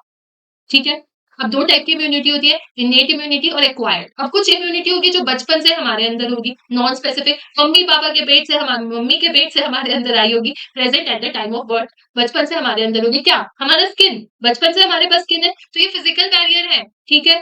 ये कोई भी माइक्रोब्स को हमारे अंदर एंटर करने नहीं देता, ट्रैप कर लेता है पहले, सही बात है। और जो हमारा जितना भी पाथवे है बच्चों, जितना भी ट्रैक्ट है, चाहे रेस्पिरेटरी ट्रैक्ट हो, चाहे जो गैस्ट्रो इंटेस्टाइनल ट्रैक्ट हो, चाहे यूरोजेनिटल ट्रैक्ट हो, हम लोगों ने एपिथेलियम पढ़ा था ना, तो उसके अराउंड जो ये एपिथेलियम की कोटिंग होती है, ये भी माइक्रोब्स को ट्रैप करके उसको अंदर घुसने नहीं देती, ठीक है? तो ये बचपन से हमारे अंदर है। बचपन से अंदर क्या हमारे पेट के अंदर एसिड है? बिल्कुल है। क्या हमारा मुंह सलाइवा प्रोड्यूस करता है? बिल्कुल प्रोड्यूस करता है। आंख में कुछ भी चला जाता है तुरंत से आंसू आ जाते हैं, क्यों? क्योंकि ये माइक्रोब्स को ग्रो करने नहीं देते हैं। ठीक है? उसके अलावा हमारे बॉडी में कुछ पहले से ही सेल्स है, जैसे डब्ल्यूबीसी सेल्स हो गया, जिसमें न्यूट्रोफिल्स आता है, मोनोसाइट्स आता है, नेचुरल किलर सेल्स होते हैं। ये पहले ही इनके पास कैपेबिलिटी है कि बस माइक्रोब इसको इनको दिखना चाहिए, उनको पकड़ेगा और मार डालेगा। तो ये सेल्युलर बैरियर्स का काम होता है। उसके बाद कुछ साइटोकाइन बैरियर्स है। मान लो अगर कोई सेल वायरस से इन्फेक्ट हो भी गया, वो तुरंत से क्या करेगा? इंटरफेरॉन रिलीज करेगा, ताकि वो आस-पास के सेल, वो सिर्फ अपना प्रोटेक्शन नहीं कर रहा हमारी बॉडी, आस-पास वाले सेल्स का भी ध्यान रखना है, भाईचारा भी ये निभा रहा है। तो फिजिकल बैरियर्स हमें पता है, फिजियोलॉजिकल बैरियर्स हमें पता है, सेल्युलर बैरियर्स हमें पता है, और साइटोकाइन बैरियर्स हमें पता है। तो ये इनेट इम्यूनिटी का एग्जांपल था। अब हमारी बॉडी में कुछ ऐसी भी चीजें हैं जो हम लोग एक्वायर कर रहे हैं और इम्यूनिटी डेवलप कर रहे हैं। कैसे? पैथोजन स्पेसिफिक होता है। मान लो हमारे बॉडी में कोई इन्फेक्शन हुआ, पहली बार हुआ, तो हमारे बॉडी ने क्या किया? उसके लिए मेमोरी बना लिया। मान लो आज हमने ए याद किया, तो ए की मेमोरी हमारे दिमाग में बनती है। वैसे ही कोई भी पैथोजन पहली बार बॉडी में आता है, तो हमारे बॉडी में मेमोरी बनती है, और हमारा बॉडी उसके खिलाफ रिएक्ट तो करेगा, लेकिन इनिशियली हमें उसका इंपॉर्टेंस नहीं पता, तो हम लोग लो इंटेंसिटी से रिएक्ट करते हैं, जिसको बोलते हैं प्राइमरी रिस्पॉन्स। लेकिन जब वो वापस से आ जाता है, तो हमारा बॉडी क्या होता है? एक्टिवेट हो जाता है, और एनामिनिस्टिक मतलब जो मेमोरी थी वो वापस से आती है, और हम लोग हाई इंटेंसिटी के साथ उसके खिलाफ रिस्पॉन्ड करते हैं। जैसे क्या हुआ? हम लोगों को अभी cell is the basic unit of life हमने फर्स्ट चैप्टर में पढ़ा था, और जब एग्जाम आया तो dash is the basic unit of life, तो हमने क्या किया? एकदम फटाक से इसका आंसर लिखा। क्यों? क्योंकि हमारे दिमाग में मेमोरी है। पहली बार तो अच्छा हमने बस सुना cell is the basic unit of life, कि हमारा प्राइमरी रिस्पॉन्स का अच्छा बेसिक यूनिट ये होता है, लेकिन एग्जाम में जैसे ही वही सेम क्वेश्चन आ गया, तो हम लोग क्या किए? फटाक से रिस्पॉन्स किए। क्यों? क्योंकि हमारे दिमाग में मेमोरी थी, अच्छा cell is the basic unit, ये हमें 4 मार्क्स दिलवाएगा, तो इसको तुरंत से लिखते हैं। ठीक है? अब एक्वायर्ड इम्यूनिटी में सबसे इंपॉर्टेंट क्या चीज़ होती है बच्चों? एंटीबॉडी। हमारे पास बॉडी, हम लोग बोलते हैं ना बॉडी बना लो, बॉडी बना लो। क्यों? बॉडी बना लो का क्या मतलब है? इम्यूनिटी बना लो। इम्यूनिटी में क्या बनती है? एंटीबॉडी बनती है। वो जो बॉडी बना लो का मतलब होता है एंटीबॉडी बना लो, इम्यूनिटी बना लो। ठीक है? आज से हम लोग इसको ऐसे याद रखेंगे। तो ये एंटीबॉडी बच्चों 2 चेन्स की होती है, 2 हेवी चेन्स होते हैं, 2 लाइट चेन्स होते हैं। सही बात है, इसको H2 बोल सकते हैं, L2 बोल सकते हैं। अब इसके पास एक एंटीजन बाइंडिंग साइट होती है जहाँ पर एंटीजन आकर के बाइंड करता है, ठीक है? बस इतना याद रखना है। अब यहाँ पे 2 टाइप के लिम्फोसाइट्स होते हैं। एक्वायर्ड इम्यूनिटी में 2 लिम्फोसाइट्स होते हैं जो ब्लड में होते हैं। लिम्फोसाइट्स क्या थे बच्चों? डब्ल्यूबीसीज़ थे। हम लोगों ने जब डब्ल्यूबीसी वाला चैप्टर पढ़ रहे थे तो हमने पढ़ा था ना लिम्फोसाइट्स का क्या काम होता है? इम्यूनिटी में काम होता है। अब बी लिम्फोसाइट क्या करेंगे? बी से बॉडी बनाएँगे, क्या कौन-सी बॉडी? एंटीबॉडी बनाएँगे। एंटीबॉडी क्या होती है? प्रोटीन प्लस ग्लाइकोप्रोटीन्स की बनी होती है, मतलब प्रोटीन प्लस कार्ब्स की बनी होती है, दैट इज़ ग्लाइकोप्रोटीन्स। अब इन रिस्पॉन्स टू पैथोजन, कोई भी बॉडी में बस घुसे तो हम लोग उसको बॉडी बना के दिखा देंगे, कोई भी माइक्रोब्स आकर के तो दिखाए, कोई भी फॉरेन बॉडी घुस करके तो दिखाए, हम लोग का बॉडी उसके खिलाफ तुरंत क्या कर देगा? रिएक्ट कर देगा। लेकिन कुछ ऐसी भी लिम्फोसाइट होती है जो खुद तो बॉडी नहीं बनाती लेकिन बॉडी बनाने में मदद करती है, वो होती है टी लिम्फोसाइट। और टी लिम्फोसाइट बी लिम्फोसाइट का क्या होता है? दोस्त होता है। 2-4 पेप्टाइड चेन हमें पता चल गई, H2L2 पता चल गया। अब कितने टाइप की एंटीबॉडी होती है बच्चों? GAMED करके हमें याद रखना है। अभी हम लोगों को एनसीईआरटी के बेसिस पे बस इतना याद रखना है। जब फ्यूचर में हम लोग एमबीबीएस में जाएंगे तब पता चलेगा आखिर आईजीजी का कहाँ रोल है, आईजीए का कहाँ रोल है, एम का कहाँ रोल है, ई का कहाँ रोल है और डी का कहाँ रोल है। कुछ एक दो के रोल्स भैया अभी हमें पढ़ने को मिलेंगे। अब हमारे बॉडी में एंटीबॉडी मेडिएटेड जो इम्यूनिटी होती है उसको क्या बोलते हैं? Humoral immune response. लेकिन एंटीबॉडी तो बी लिम्फोसाइट बना रहे, टी लिम्फोसाइट मेडिएटेड भी तो इम्यूनिटी होगी, उसको क्या बोलेंगे? सेल। बस वो सेल की वजह से जो इम्यूनिटी आ रही है उसको बोलते हैं। अब मान लो कि तुम्हारा किडनी खराब, तुमको किडनी की जरूरत है, हमने किडनी ले लिया गाय घोड़ा भैंस से ले लिया, एनिमल से ले लिया, तो क्या तुम्हारा ह्यूमन बींग जो उसका किडनी को यूज कर पाएगा? नहीं कर पाएगा। वो क्या हो जाएगा? रिजेक्ट हो जाएगा। क्यों रिजेक्ट हो रहा है? क्योंकि हमारे बॉडी के पास कैपेबिलिटी है कि सेल्फ और नॉन सेल्फ के बीच में हम लोग डिफरेंशिएट कर सके और ग्राफ्ट रिजेक्शन कर सके। तो ये जो ग्राफ्ट रिजेक्शन क्यों हो पा रहा है? सेल मीडिएटेड रिस्पॉन्स की वजह से, क्योंकि हमारे पास कैपेबिलिटी है कि हम सेल्फ और नॉन सेल्फ सेल्स को डिफरेंशिएट कर सके। क्लियर? अब इम्यूनिटी में भी 2 चीजें सबसे ज्यादा इंपॉर्टेंट है बच्चों, active active immunity and passive immunity. ये एक्वायर्ड इम्यूनिटी के एग्जांपल्स में आती है। तो एक्टिव इम्यूनिटी क्या होती है बच्चों?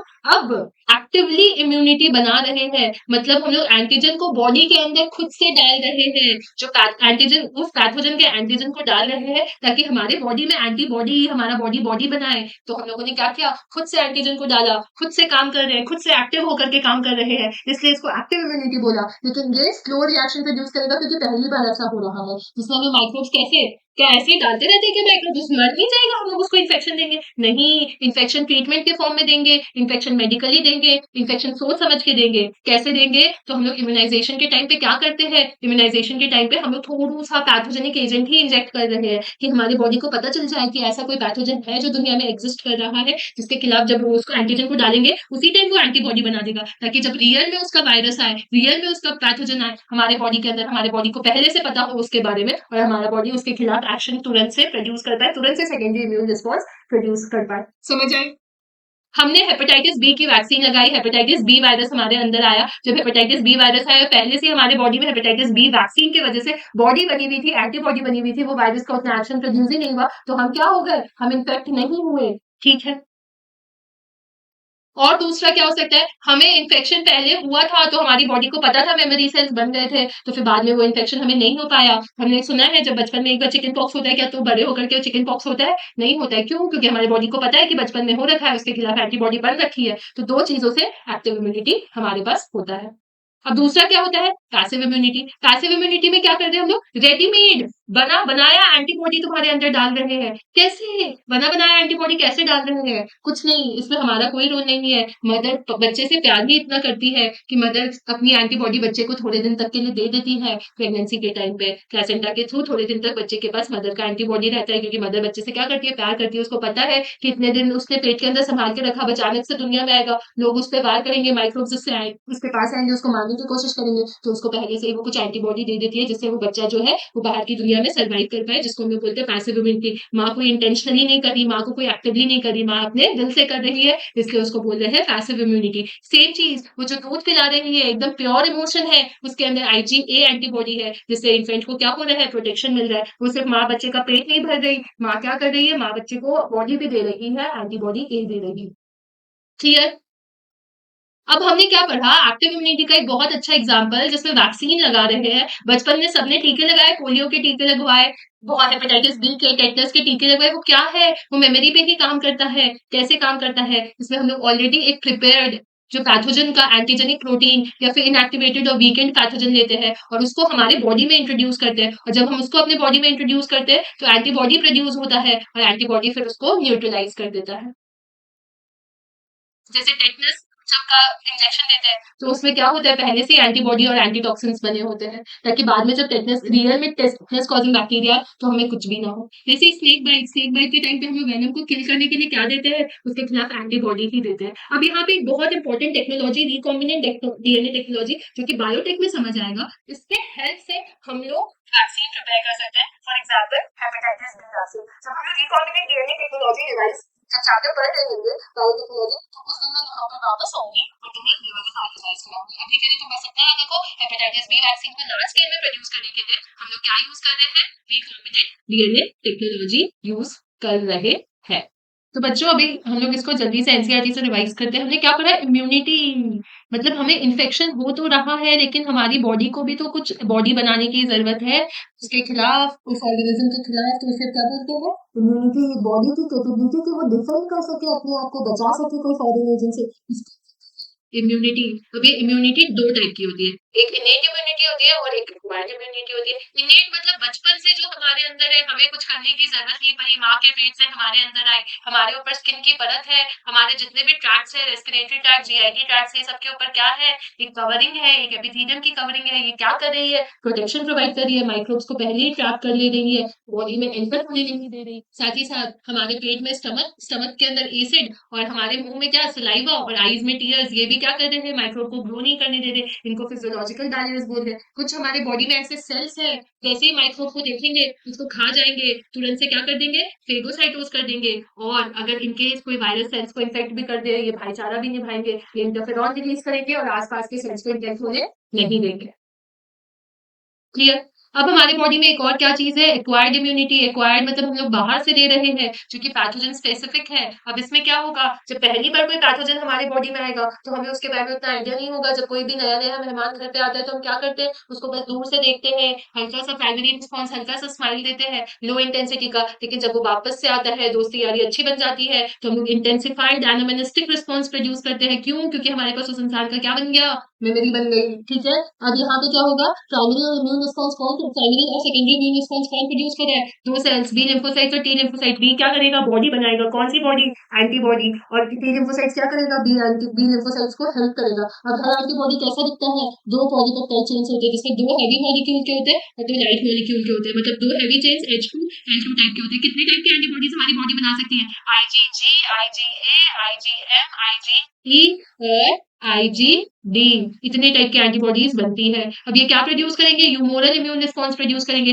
लेकिन टी लिम्फोसाइट का क्या, टी लिम्फोसाइट क्या प्रोड्यूस करेगा, सेल मीडिएटेड इम्यूनिटी प्रोड्यूस करेगा। अब इनका रोल कहाँ पे है सेल मीडिएटेड इम्यूनिटी का, बच्चों ग्राफ्ट रिजेक्शन में। क्या तुम सुअर की आंखें लगा सकते हो अपनी आंखों में, नहीं। क्या तुम मंकी की आंखें लगा सकते हो, नहीं। तो डिफरेंट ऑर्गेनिजम्स का, मान लो हमारा कोई बॉडी का कोई भी ऑर्गन फेल हो गया तो हमारे, हम पिग्स, एनिमल्स, ये सब के ऑर्गेनिजम्स के हार्ट ये सबको नहीं लगा सकते क्योंकि हमारा बॉडी उसके खिलाफ क्या करेगा, इम्यून रिएक्शन प्रोड्यूस करेगा, रिजेक्ट कर देगा ग्राफ्ट को। इसलिए हमें हमसे मिलते हुए स्पीसीज की ग्राफ्ट की जरूरत होती है। ठीक है। ये सेल मीडिएटेड इम्यूनिटी कर रहा है, बॉडी के पास कैपेबिलिटी है वो सेल्फ और नॉन सेल्फ को क्या कर पाए, डिफरेंशिएट कर पाए। उसके बाद क्या आता है, active immunity and passive immunity. अब जब हम लोग एक्टिवली अपने अंदर इम्यूनिटी प्रोड्यूस कर रहे हैं, हम लोग क्या कर रहे हैं, हमें बचपन में पता है कि हेपेटाइटिस बी होगा, डेडली बीमारी है, वो ठीक नहीं हो पाएगा, पहले ही वैक्सीन दे दो। डिप्थेरिया होगा, बच्चा मर सकता है।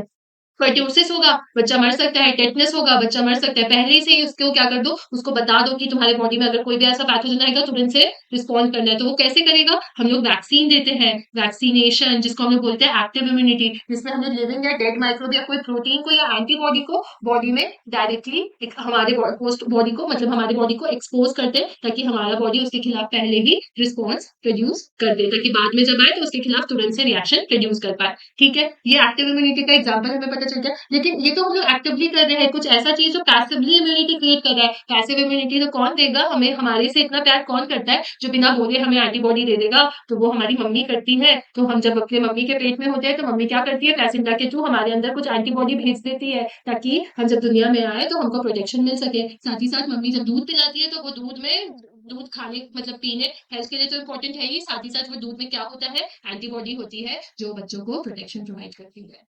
अगेन वैक्सीनेशन क्या होता है, इम्यूनाइजेशन क्या होता है, क्यों बचपन में वैक्सीन लगाना जरूरी है? रियल लाइफ डॉक्टर्स के हिसाब से सोचो, वैक्सीन ऐसा क्या दे रहा है? Vaccine antigen protein, antigenic protein है पैथोजन का, या इनएक्टिवेटेड पैथोजन ही है, या वीकेंड पैथोजन है जो हम हमारे बॉडी में डाल रहे हैं, और हमारा बॉडी मेमोरी सेल्स बना रहा है, हमारे बॉडी उसके खिलाफ रिस्पॉन्स प्रोड्यूस कर रहा है, ताकि जब रियल में इन्फेक्शन हो तो हमारे बॉडी के पास कैपेबिलिटी हो उसके अगेंस्ट फाइट करने की। ऐसा सेम हम लोग स्नेक बाइट के टाइम पे भी करते हैं। हम लोग स्नेक बाइट के टाइम पे जो इंजेक्शन लगाते हैं, जो एंटी स्नेक वेनम लगाते हैं, वो यही चीज होता है बच्चों। इसको हम लोग क्या बोलते हैं? पैसिव इम्यूनाइजेशन बोलते हैं। कोई टेक्नोलॉजी बताओ जिससे कोई वैक्सीन का फॉर्मेशन हो, रिकॉम्बिनेंट डीएनए टेक्नोलॉजी। ये क्या होती है? ये आगे आगे हम लोग चैप्टर 9-10 में पढ़ेंगे। इसमें हम लोग vaccine like hepatitis B vaccine को प्रोड्यूस करते हैं, वो भी काफी लार्ज स्केल में प्रोड्यूस करते हैं, ताकि इसको यूज करता है फॉर इम्यूनाइजेशन।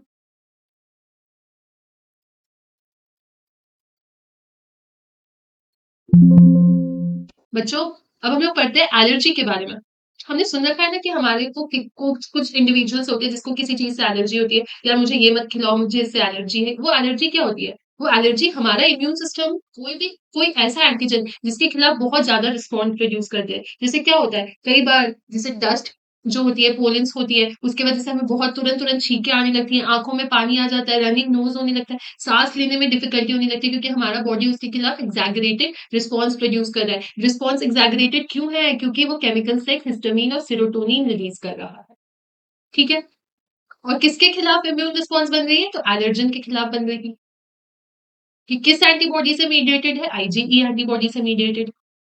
अब कॉज पता करना है तो हम लोग कैसे पता करेंगे कि हम लोगों को क्या चीज से एलर्जी है? तो इसके लिए एक एलर्जी टेस्ट आती है। तो पॉसिबल जो स्मॉल डोजेज जिससे लगता है कि हाँ इस चीज से उसको एलर्जी है, तो उसका हम लोग एक्सपोजर दे सकते हैं। उसमें स्मॉल डोज हम लोग पेशेंट के अंदर डाल करके पता कर सकते हैं कि उसको किस चीज से एलर्जी है।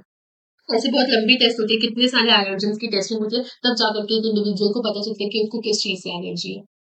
मैनेजमेंट में हम लोग क्या कर सकते हैं? हम लोग एंटी हिस्टामिन रिलीज हो रही है, एंटी हिस्टामिन दे दो।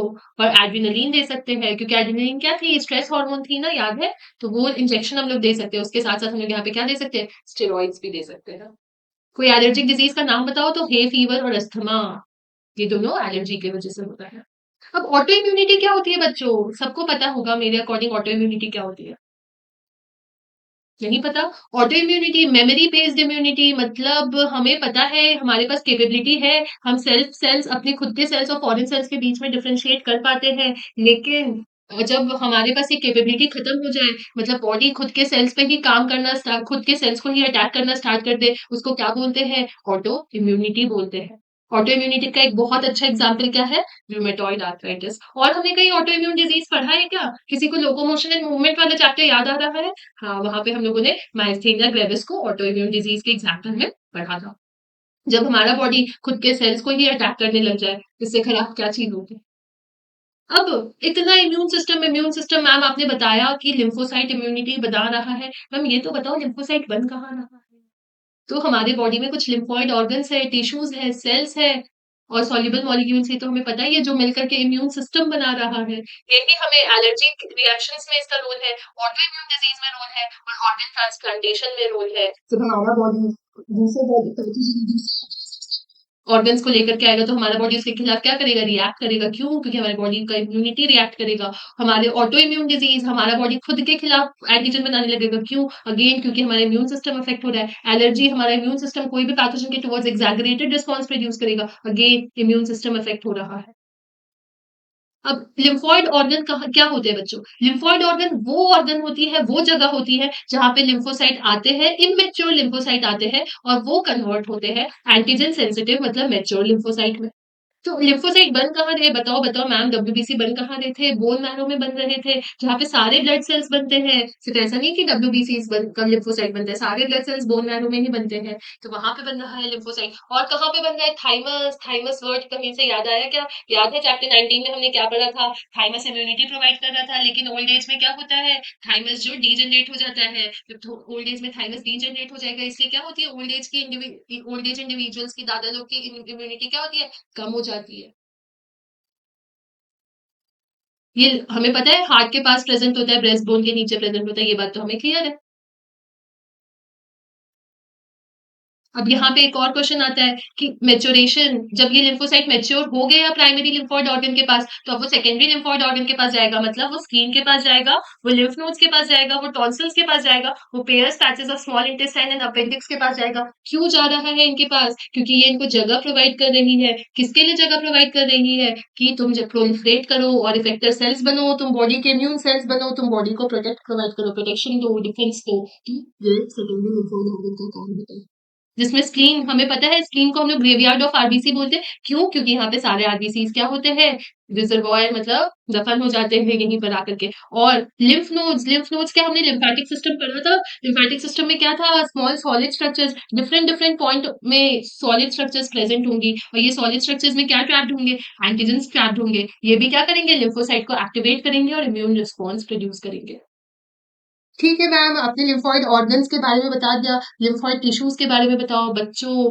कुछ 50% जो लिम्फोइड टिश्यूज होती है ना, वो हमारे मेजर ट्रैक्ट में, जो respiratory tract, digestive tract, urogenital tract में होती है, और ये इसको हम लोग बोलते हैं म्यूकोसा एसोसिएटेड लिम्फोइड टिश्यू, जो कि बॉडी में प्रोटेक्शन प्रोवाइड कर रही है। बहुत सिंपल, हमारा बॉडी कई बार कोई ऐसे ऑर्गेनिजम्स होते हैं जिसके खिलाफ बहुत एग्जैगरेटेड रिस्पॉन्स प्रोड्यूस करता है, उसको हम लोग एलर्जी बोलते हैं। अब वो जिसके खिलाफ एलर्जी कर रहा है उसको हम लोग एलर्जेंस बोलते हैं। एलर्जी में हम लोगों को watery eyes, sneezing, running nose, ये सब होता है। क्यों? क्योंकि बॉडी हिस्टामिन और सेरोटोनिन सिक्रीट कर रहा है। अब ट्रीटमेंट में क्या दोगी? ट्रीटमेंट में एंटीहिस्टामिन, एड्रेनलिन एंड स्टेरॉइड्स देंगे। ठीक है। अब कैसे पता करेंगे किस चीज से एलर्जी है? एक टेस्ट करेंगे, एलर्जी टेस्ट करेंगे, जिससे सस्पेक्टेड एलर्जन है उसको थोड़ा सा बॉडी में डालेंगे और उसके खिलाफ एक्शन देखेंगे, तो हमें पता चल जाएगा हमें एलर्जी है। कोई अच्छा सा एलर्जी का एग्जाम्पल बता दो। अस्थमा जो थी वो एलर्जिक डिजीज के अंदर आती है। दो टाइप की अस्थमा होती है, एक होती है एलर्जिक अस्थमा, एक होती है जेनेटिक, जो मम्मी पापा को अगर होती है, दादा दादी को होती है, तो वो हमारे अंदर आती है। ठीक है। अब ऑटो इम्यूनिटी, हमें हमारे सेल्स के आइडेंटिफाई करने की कैपेबिलिटी है, लेकिन जब ये कैपेबिलिटी खत्म हो गई, मतलब जब हम सेल्स को अटैक करने लग गए, तो हमारे को क्या हो जाएगा? ऑटो इम्यून डिजीज, जिसका एक बहुत अच्छा एग्जांपल रूमेटॉइड आर्थराइटिस है और माइस्थेनिया ग्रेविस है। अब ये इम्यून सिस्टम किस चीज से बना है? हमारे बॉडी में इतनी सारी इम्यूनिटी कहाँ से आ रही है? तो लिम्फोइड ऑर्गन से आ रही है, टिश्यू से आ रही है, सेल से आ रही है, एंटीबॉडीज से आ रही है। मैम, इन ऑर्गन्स के बारे में थोड़ा डिटेल में बताओ। ये ऑर्गन्स क्या है बच्चों? प्राइमरी लिम्फोइड ऑर्गन में क्या होगा? लिम्फोसाइट, इमेच्योर लिम्फोसाइट बनेगी बोन मैरो और थाइमस में। इमेच्योर लिम्फोसाइट किस में कन्वर्ट होगी? मैच्योर लिम्फोसाइट में। और जब ये मैच्योर लिम्फोसाइट में कन्वर्ट हो गई, फिर ये कहाँ पे जाएगी? Secondary lymphoid organ. क्या क्या? Spleen, lymph node, tonsils, Peyer's patches, appendix, ये सब में चली गई और वहां पर जाकर के प्रोलिफरेट की और इफेक्टर सेल्स बनाई, मतलब ऐसी सेल्स जो बॉडी को प्रोटेक्ट करेगी, बॉडी को डिफेंस प्रोवाइड करेगी। तो हमने बोन मैरो के बारे में पढ़ लिया कि सारे लिम्फोसाइट्स यहीं पे बनेंगे, इनफैक्ट सारे ब्लड सेल्स यहीं पे बनेंगे। और थाइमस एक ऐसा ऑर्गन है जो कि ओल्ड एज में जाकर के डीजनरेट कर जाता है। स्प्लीन के बारे में तो हमें पता ही है, स्प्लीन क्या करता है? ग्रेवयार्ड ऑफ आरबीसी का काम करता है। और लिम्फ नोड के बारे में हमें पता है, लिम्फ नोड्स कहाँ पे प्रेजेंट होती है? लिम्फेटिक सिस्टम में थोड़े थोड़े दूर पे लिम्फ नोड्स प्रेजेंट होती है, जो कि एंटीजेंस को ट्रैप करके और एंटीबॉडीज, मतलब कुछ इफेक्टर सेल्स बनाती है जो बॉडी को डिफेंस प्रोवाइड करते हैं। उसके अलावा हमारे बॉडी में लिम्फोइड टिश्यूज होते हैं, जिसमें 50% लिम्फोइड टिश्यू हमारा जो ट्रैक्ट होता है वहां पे प्रेजेंट होते हैं। वो म्यूकोसा एसोसिएटेड होते हैं, इसलिए उसको म्यूकोसा एसोसिएटेड लिम्फोइड टिश्यूज बोलते हैं। अब एक बहुत इंपॉर्टेंट वायरल डिजीज जो कि ट्रीट नहीं हो सकती, बट उसको हम लोग क्या कर सकते हैं? प्रिवेंट कर सकते हैं, और अगर हो जाए तो उसके जो साइड इफेक्ट्स है, उसकी जो टॉक्सिसिटी है, उसको कम कर सकते हैं। कैसे? अब एड्स होता क्या है बच्चों? Acquired immuno deficiency syndrome, again बहुत इंपॉर्टेंट डिजीज, इसके खिलाफ बहुत टैबू है। अगर तुम्हें किसी लोग को पता चल जाता है कि उस बगल वाले घर में एड्स का पेशेंट रहता है, तो वो उसके खिलाफ नेगेटिव रिएक्ट करने लगता है, अरे इसको तो एड्स हो गया। इसके खिलाफ बहुत ज्यादा टैबू है। लेकिन बीइंग अ डॉक्टर, हमें कभी भी एड्स के पेशेंट के साथ डिस्क्रिमिनेट नहीं करना है, बस हमें प्रॉपर प्रिकॉशंस के साथ उनको डील करना है। Discrimination and treatment is two different thing. बिना डिस्क्रिमिनेट किए प्रॉपरली उनको दूसरे लोगों के साथ ट्रीट करना है, लेकिन ध्यान रखते हुए कि हमें वो बीमारी ना हो जाए। ठीक है। ह्यूमन इम्यूनो डेफिशिएंसी वायरस, नाम से ही पता चल रहा है, ये जो वायरस है वो ह्यूमन के इम्यून को क्या कर देगा? डेफिशिएंट कर देगा, कम कर देगा। ये रेट्रोवायरस का मेंबर होता है। ये बिलोंग किसको करता है? रेट्रोवायरस फैमिली को। अब ये कैसा होगा हमें पता है, ये आरएनए जीनोम इसके अंदर होता है और दो आइडेंटिकल मॉलिक्यूल्स होते हैं सिंगल स्ट्रैंडेड आरएनए के, और साथ ही साथ अब जब हमने देखा था वायरस में कैसे ट्रांस वो हो रहा था, जेनेटिक इन्फॉर्मेशन फ्लो कर रहा था, आरएनए से डीएनए की तरफ कर रहा था, तो बिल्कुल इसमें यही होगा, रिवर्स ट्रांसक्रिप्शन होगा। जेनेटिक इन्फॉर्मेशन कैसे फ्लो करेगी? आरएनए से डीएनए की तरफ। सबसे पहले हमारे बॉडी में ये इन्फेक्शन कैसे आता है? ऐसे ही वो पानी पिया और हम पानी पिए सेम ग्लास से, तो क्या ये इन्फेक्शन हो जाएगा? नहीं, ये हमेशा ब्लड बॉर्न होता है, ये याद रखना। तो सबसे इंपॉर्टेंट ट्रांसमिशन सेक्सुअल कॉन्टैक्ट के टाइम पे होता है। दूसरा, अगर उसको ट्रांसफ्यूजन में जब कंटेमिनेटेड ब्लड, अगर हम लोगों ने ब्लड की स्टार्चिंग अच्छे से नहीं की, वो एचआईवी कंटेमिनेटेड ब्लड था, वो ब्लड हमारे अंदर चढ़ गया, तो उस वजह से भी वो डिजीज हो सकती है। उसके अलावा इंजेक्टेड नीडल्स जो शेयर करते हैं, या तुम देखते हो टीवी ये सब में, जो लोग ड्रग एडिक्ट होते हैं वो लोग बस इंजेक्ट किया और सो गए, और खुद मजे में, और उसके बगल वाला दोस्त भी सेम इंजेक्शन से इंजेक्ट कर लिया, तो उसके वजह से क्या होगा?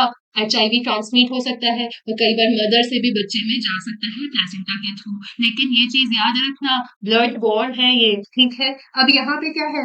टाइम लैग, इन्फेक्शन और एड्स के सिम्टम्स आने में कम से कम 5 से 10 साल लग जाते हैं। तो क्या 5 साल का बच्चा को एड्स हो सकता है? हो सकता है, लेकिन वो अगर उसकी मदर को एड्स होगा तब उसको एड्स हो सकता है, अदरवाइज एड्स होने के चांसेस 5 साल के बच्चे में कम है। उसके अलावा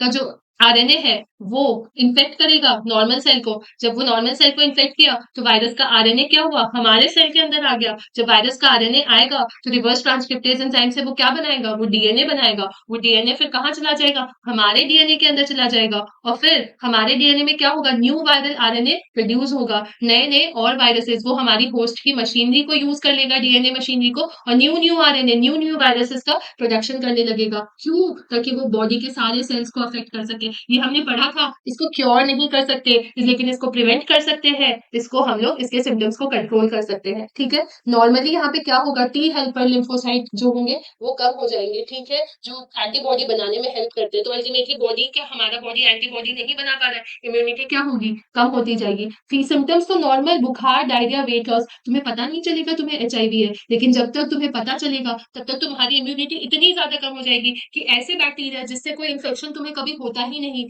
क्योंकि तुम्हारा बॉडी इतना स्ट्रांग था, जैसे माइकोबैक्टीरियम, वायरसेस, फंगाई, ये सब के खिलाफ तुम्हारा बॉडी तुरंत से रिएक्ट कर सकता था। लेकिन ये जब डिजीज हो गई, इम्यूनिटी कम होती गई, तुम्हें पता नहीं चला, अल्टीमेटली तुम्हें ये सारे बैक्टीरिया, ये सारे वायरसेस और ये सारे फंगस भी इतने ज्यादा इन्फेक्ट करने लगेंगे, जिसको बोलते हैं अपॉर्चुनिस्टिक इन्फेक्शन, कि एक समय के बाद तुम जाकर के क्या हो सकते हो? मर भी सकते हो। इसलिए पहले ही अगर डायग्नोज हो जाए और पहले ही मेडिसिन स्टार्ट कर दे, तो हम लोग थोड़ा सा इसको क्या कर सकते हैं? इसके जो सिम्टम्स है उसको कम कर सकते हैं, इससे होने वाले कॉम्प्लिकेशंस को क्या कर सकते हैं? कम कर सकते हैं। कैसे पता करते हैं? तो एक एलाइजा टेस्टिंग होती है बच्चों, अगेन एंजाइम लिंक्ड इम्यूनोसॉर्बेंट एसे। तुम्हें इसके बारे में डिटेल में अभी नहीं जानना है, बस ये याद रखो, ये इसके टेस्ट के लिए यूज करते हैं। और ट्रीटमेंट में हम लोग क्या देते हैं? इसके खिलाफ एंटी रेट्रोवायरल ड्रग्स देंगे। अब ये जो एंटी रेट्रोवायरल ड्रग्स देंगे, ये कभी भी पेशेंट को क्या करेगा? डेथ से नहीं बचाएगा, बट प्रोलॉन्ग कर सकता है उसकी लाइफ को। तो प्रिवेंशन क्या करूंगी? सबसे पहले ब्लड जो चढ़ा रही हो एचआईवी, सेफ होना चाहिए। उसके अलावा नीडल और सिरिंजेस जो भी हॉस्पिटल में भी यूज़ कर रही हो, वो क्या होना चाहिए? प्रॉपर डिस्पोजेबल होना चाहिए। हम लोग कभी भी किसी एक पेशेंट के सिरिंज को दूसरे पेशेंट के सिरिंज में नहीं यूज़ करते हैं, नीडल को नहीं यूज़ करते हैं। फ्रीली डिस्ट्रीब्यूट करना चाहिए कॉन्डम्स। क्यों? सेक्सुअली ट्रांसमिटेड डिजीज़ है, कॉन्डम्स यूज़ करना बहुत ज़रूरी है। उसके अलावा ड्रग अब्यूज़र्स को कंट्रोल करना है, क्योंकि आईवी स्प्रेड हो रहा है ना इंजेक्शन से, तो उसको कंट्रोल करना है। और साथ ही साथ हमें क्या करना है? सेफ सेक्स को एडवोकेट करना है, और अगर एचआईवी हो भी गया, तो उसमें रेगुलर चेकअप्स के लिए उनको आने के लिए बोलना है। अब इतना सारा कुछ कौन कर रहा है? तो इंडिया में एक नाको प्रोग्राम, डब्ल्यूएचओ ने एक नाको प्रोग्राम स्टार्ट किया है, और नेशनल बहुत सारे एनजीओज है, डब्ल्यूएचओ है, वो बहुत सारा कुछ करे ताकि पीपल को एडुकेट कर सके कि ये हाथ मिलाने से, किस करने से नहीं हो रहा है, इसके पीछे सेक्सुअली हो सकता है, डॉग थ्रू ट्रांसमिट हो सकता है, ये सारी चीजें हैं। छुआछूत वाली बीमारी नहीं है, इसलिए कभी भी एड्स पेशेंट के साथ क्या करें? डिस्क्रिमिनेट ना करें। ये बात तुम लोग भी ध्यान रखो, क्योंकि हो सकता है अभी तुम लोग को नहीं पता हो, मम्मी पापा आसपास वाले कोई पेशेंट ऐसा हो जिसके खिलाफ ऐसे करते हो, तो तुम्हें उनको समझाना चाहिए, बीइंग अ डॉक्टर। तो एड्स जल्दी से हम लोग एनसीईआरटी से रिवाइज कर लेते हैं बच्चों। कुछ नहीं, एड्स क्या है? एक्वायर्ड इम्यूनो डेफिशिएंसी, हमने एक्वायर किया है इम्यूनो डेफिशिएंसी वाली डिजीज। कैसे एक्वायर की? एक एचआईवी वायरस हमारे अंदर, ह्यूमन इम्यूनो डेफिशिएंसी वायरस हमारे अंदर घुस गया, जिसको हम लोग रेट्रोवायरस के अंदर आ रहा है। कैसे घुसा? इसका आरएनए हमारे अंदर घुसा। कैसे? सेक्सुअल कॉन्टैक्ट के थ्रू, ब्लड के थ्रू, आईवी ड्रग अब्यूजर्स के थ्रू, या मदर के थ्रू। अब जब ये हमारे अंदर आ ही गया, तो क्या करेगा? पहले रिवर्स ट्रांसक्रिप्शन करेगा और डीएनए में कन्वर्ट हो जाएगा। ये डीएनए फिर हमारे अंदर जाकर के हमारी मशीनरी यूज़ करके न्यू आरएनए बनाएगा और अल्टीमेटली न्यू वायरसेस बना करके वो बॉडी के सारे सेल्स को इन्फेक्ट कर देगा। सिम्पटम्स स्टार्टिंग में तो बहुत कम बुखार, वेट लॉस यही सब होगा, लेकिन तुमको पता नहीं चलेगा। बाय द टाइम जब तक तुमको पता चलेगा, तुम्हारी इम्यूनिटी काफ़ी ज़्यादा कम हो जाएगी और तुम्हें ऐसी बैक्टीरिया, फंगस भी इन्फेक्ट करने लगेगी जो कभी नहीं करती।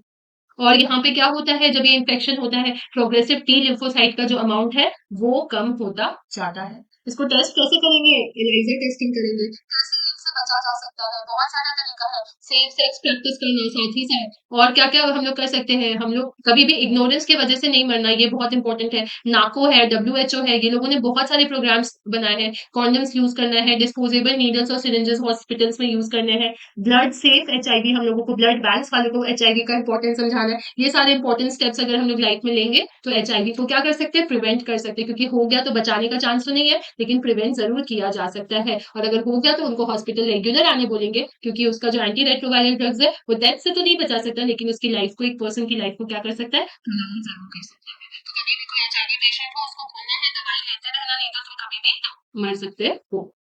ठीक है? तो तुम्हें डॉक्टर बनने लग गए। तुमने टाइफाइड पढ़ लिया, तुमने मलेरिया पढ़ लिया, इतनी सारी बड़ी-बड़ी एड्स जैसी बड़ी बीमारी पढ़ ली। अब तो आज से तुम लोग अपने आँख बंद करके अपने आप को डॉक्टर इमेजिन करने लग जाओ। इतनी बड़ी-बड़ी डिज़ीज़ के बारे में तुम लोगों ने पढ़ लिया। अब एक और बड़ी बीमारी कैंसर तक तुम लोग पढ़ने वाले हो।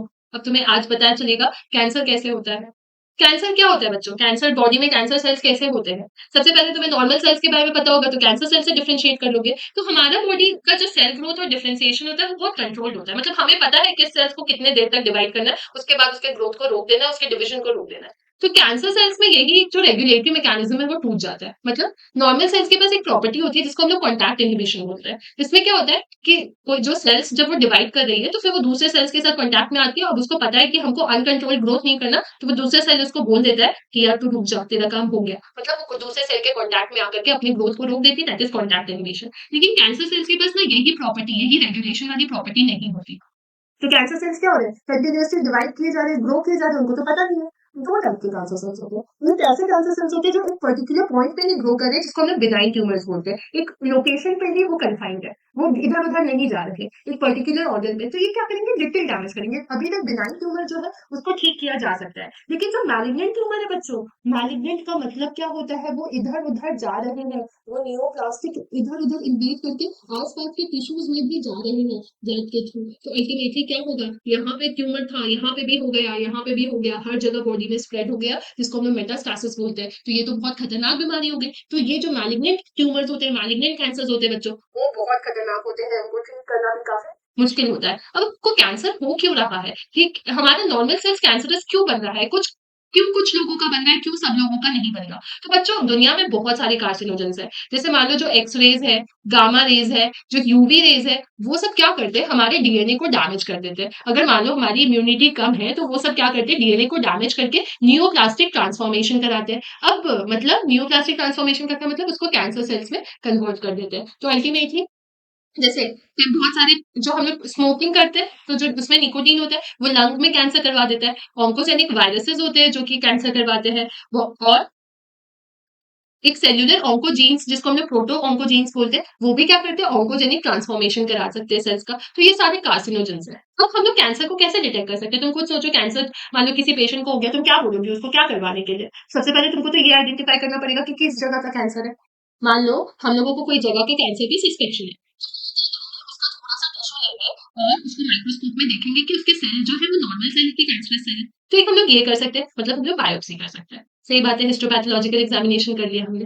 अब दूसरा हम लोग क्या कर सकते हैं? हम लोग एक्स-रे, सीटी स्कैन, एमआरआई अगर इंटरनल ऑर्गन में कहीं पे कैंसर है तो इंटरनल ऑर्गन का तो सैंपल कैसे ही निकालेंगे, टिश्यू कैसे ही निकालेंगे? तो उसके लिए हम लोग क्या करते हैं? हम लोग एक्स-रे, सीटी स्कैन, एमआरआई ये सब करते हैं। अब हाँ, सीटी स्कैन क्या होता है? भई 3D इमेज होती है। एक्स-रे इंटरनल ऑब्जेक्ट्स की 3D इमेज को सीटी स्कैन बोलते हैं और एमआरआई में हम लोग मैग्नेटिक फील्ड को यूज़ करते हैं। ठीक है? अब antibody against cancer specific antigen हम लोग कई बार जो कैंसर स्पेसिफिक एंटीजन है उसके अगेंस्ट एंटीबॉडीज के हेल्प से भी कैंसर को डिटेक्ट करते हैं। मतलब ब्लड इन्वेस्टिगेशन के थ्रू भी हम लोग कैंसर को क्या करते हैं? डिटेक्ट करते हैं। अब कैंसर को कैसे ट्रीट करोगी?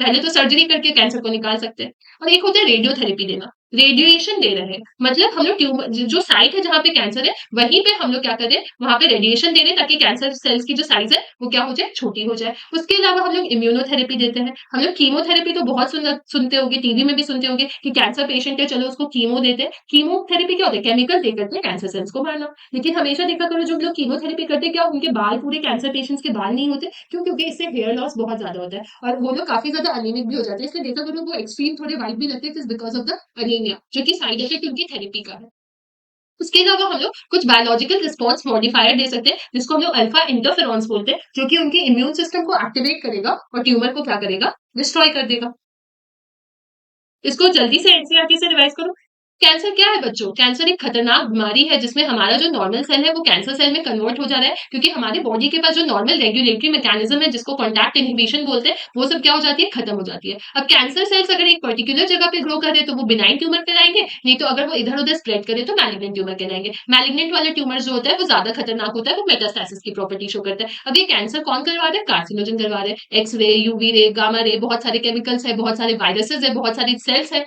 जैसे प्रोटोऑन्कोजीन्स जो कि हमको कैंसर करवा रही है अब कैंसर को कैसे तुम डिटेक्ट करोगे ये इंपॉर्टेंट है तो कैंसर के डिटेक्शन के लिए हम लोग को जहाँ पे सस्पेक्शन है वहां के टिश्यू ले लो और उसको माइक्रोस्कोप के अंदर जाकर के देख लो कि कैंसर सेल है कि नॉर्मल सेल है उसके अलावा अगर इंटरनल ऑर्गन में है तो एक्सरे सीटी स्कैन एमआरआई ये सब कर लो जब एक्सरे सीटी स्कैन एमआरआई से भी नहीं पता चल रहा हम लोगों को फिर एंटीजन वो कैंसर स्पेसिफिक एंटीजन के अगेंस्ट एंटीबॉडी के हेल्प से भी हम लोग कोई कैंसर को डिटेक्ट कर सकते हैं अब जो कैंसर के डिटेक्शन करते हैं तो कैंसर को ट्रीट भी कर लो तो कैंसर को ट्रीट कैसे करेंगे सर्जरी करके ट्यूमर भी निकाल दो रेडिएशन दे करके ट्यूमर की साइज को छोटा कर दो इम्यूनोथेरेपी दे करके इम्यून थेरेपी मतलब इम्यूनिटी को बढ़ा करके तुम कैंसर सेल्स को मार सकते हो अब यहाँ पे हम लोगों ने कीमोथेरेपी नाम का चीज सुना होगा जिसमें केमिकल्स दे रहे हैं और कैंसर सेल्स को मार रहे हैं लेकिन इसका साइड इफेक्ट होता है हेयर लॉस और अनीमिया अब इसके अलावा और हम लोग क्या कर सकते हैं एक बायोलॉजिकल रिस्पॉन्स मॉडिफायर हमने पढ़ा था ना इंटरफेरॉन्स वायरस इन्फेक्टेड सेल्स में रिलीज करते हैं वैसे ही हम लोग बाहर से इंटरफेरॉन्स देते हैं ताकि वो उनके इम्यून सिस्टम को एक्टिवेट कर दे और ट्यूमर को क्या करे डिस्ट्रॉय कर दे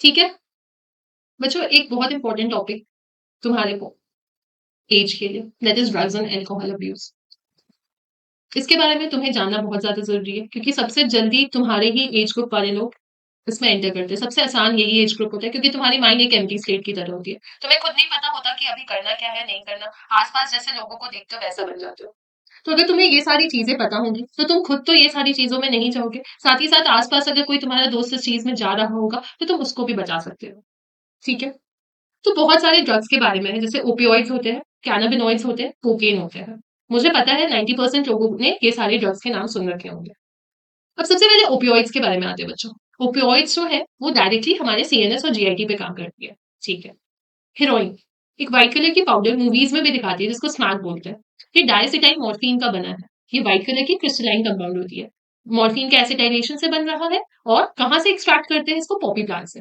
ठीक है पैपेवर सॉम्निफेरम अगेन तुम्हें इसका डायग्राम याद रखना है एग्जाम में पूछे रहते हैं ये वाला डायग्राम भी तुम्हें याद है इसको तुम स्नॉट करके नोज के थ्रू ले सकते हो इंजेक्शन के फॉर्म में ले सकते हो इससे तुम्हारा बॉडी का जो फंक्शन होगा वो क्या हो जाएगा डिप्रेस हो जाएगा लो इसीलिए तो ये सब चीजों की लत होती है बॉडी स्लो डाउन हो जा रहा है लग रहा है मजे आ रहे हैं बट ये मजे नहीं है ये सबसे बड़े सजे होने वाले फ्यूचर में जाकर वैसे ही कुछ कैनाबिनॉइड होता है इसके भी रिसेप्टर्स डायरेक्टली ब्रेन में प्रेजेंट है अब ये कहाँ से मिल रहा है नेचुरल कैनाबिनॉइड्स कैनबीस सटाइवा के प्लांट से मिल रहा है फ्लावर के टॉप लीव्स रेजिन्स ये सब की हेल्प से इसी कैनबीस के फ्लावर्स लीव्स ये सब की हेल्प से हम लोग डिफरेंट टाइप ऑफ ड्रग्स बनाते हैं marijuana सुना होगा तुम लोगों ने हाशीश चरस गांजा ये सब इनसे बनता है लोग इसको इनहेल करके लेते हैं कुछ लोग मुंह से लेते हैं डायरेक्टली हार्ट पे जाके अफेक्ट कर रहा है इसको तो बहुत सारे स्पोर्ट पर्सन भी अपने वर्क को एनहांस करने के लिए अपने स्पोर्ट्स में अपनी कैपेबिलिटी को एनहांस करने के लिए भी अब्यूज करते हैं but again not good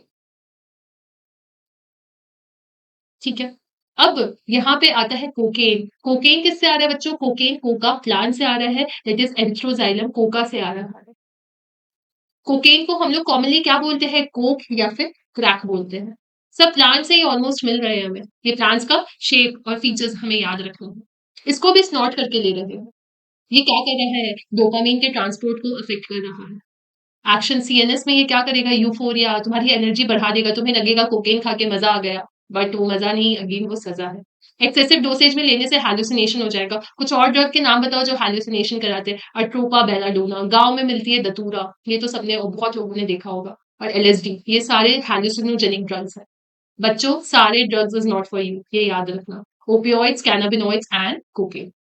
again बहुत सारी ड्रग्स जैसे बार्बिट्यूरेट्स, एम्फेटामिन्स, बेंजोडायज़ेपिन्स ये पेशेंट को हेल्प तो कर रही है mental illness like depression and insomnia में, लेकिन इसका अब्यूज़ भी हो सकता है। क्योंकि जो डिप्रेशन में पेशेंट है, जो उसको नींद नहीं आ रही, उसको ये दवाई लेकर के क्या हो रहा है, नींद आ रही है, वो डिप्रेशन से बाहर उसको अच्छा लग रहा है, उसको लग रहा है कि इसको लेते रहना चाहिए और ये अब्यूज़ के फॉर्म में कन्वर्ट हो जाता है। मॉर्फिन एक सेडेटिव और पेन किलर था जो पहले सर्जरी के टाइम पे हम लोग यूज़ करते थे। अब टोबैको सबको पता है, टोबैको स्मोकिंग की लत सबको लगती है। क्यों लगती है? क्योंकि इनके पास एक केमिकल सब्सटेंसेस होता है निकोटीन।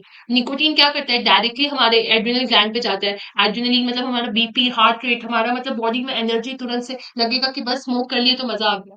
और जब नहीं कर रहे होंगे तो क्या हो जाएगा ये सारा फंक्शंस जो है वो डिप्रेस हो जाएगा। तो मन करेगा स्मोकिंग करने का, मन करेगा टोबैको खाने का।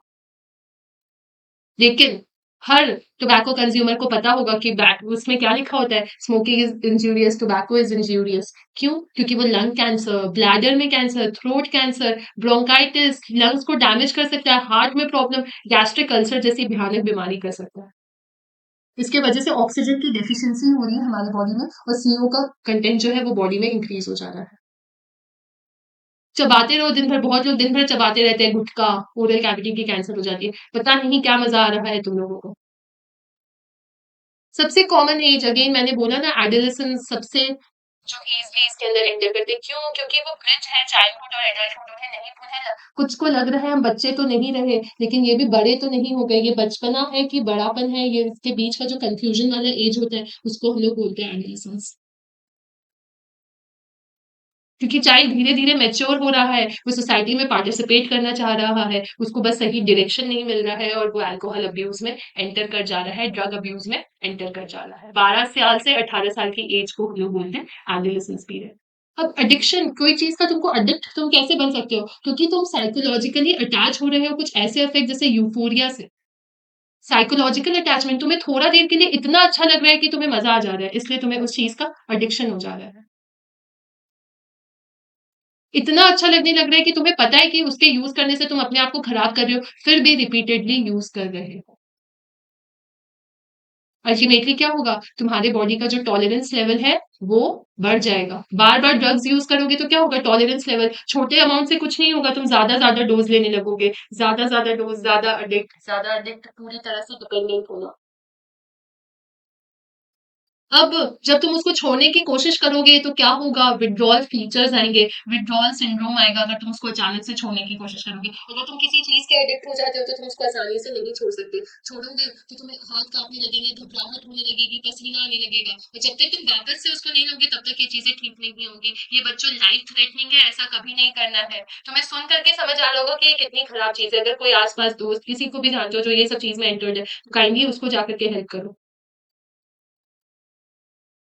सबसे बड़ा इफ़ेक्ट क्या आता है? रेकलेस बिहेवियर, बिना मतलब के गुस्सा, बिना मतलब का एक्साइटमेंट, वैंडलिज़्म, वायलेंस, वायलेंट भी हो जाते हैं लोग इसके वजह से। एक्सेसिव इतना ज़्यादा ले लेंगे, सब कुछ डिप्रेस हो जाएगा, कोमा और डेथ तक हो सकती है क्योंकि respiratory failure, heart failure, cerebral haemorrhage हो सकता है। सबसे कॉमन वार्निंग सिम्पटम्स तुम्हें क्या पता चलेगा कि एक यूथ ड्रग अब्यूज़र है, तो उसका एकेडमिक परफॉर्मेंस, स्कूल में परफॉर्मेंस कम होने लगेगा, कॉलेज में परफॉर्मेंस कम होने लगेगा, वो स्कूल आना बंद कर देगा, कोई भी पर्सनल हाइजीन उसको देखोगे नहाएगा नहीं, किसी चीज़ में पार्टिसिपेट नहीं करेगा, विथड्रॉल, सोशली विथड्रॉल हो जाएगा, अपने आप को अकेला रखने लगेगा, डिप्रेशन में रहेगा, जल्दी थक जाएगा और बहुत ज़्यादा अग्रेसिव कोई कुछ बोले तुरंत से गुस्सा करने लगेगा, फैमिली और फ्रेंड्स के साथ उसका रिलेशनशिप खराब हो जाएगा, कोई भी हॉबीज़ जो है उससे उसका इंटरेस्ट खत्म हो जाएगा, स्लीपिंग हैबिट्स में चेंजेस आने लगेंगे, ईटिंग हैबिट्स में चेंजेस आने लगेंगे, वेट में फ्लक्चुएशंस होगा, खाने में फ्लक्चुएशंस होगा। तो ये सब चीज़ें अगर तुम्हें आस-पास अपने किसी दोस्त में देखने को मिल रही है, मतलब योर फ्रेंड इज़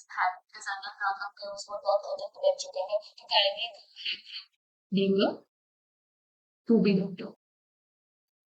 अब जब तुम क्रोनिकली ड्रग और अल्कोहल को अब्यूज़ करोगे तो नर्वस सिस्टम गया, लिवर गया, कोई नहीं बचा सकता तुमको। और अगर प्रेगनेंसी के टाइम पे लोगे तो तुम अपना तो हार्म कर ही रहे हो, बच्चे का भी हार्म कर रहे हो, तो ऐसे में प्रेग्नेंट ही क्यों होना?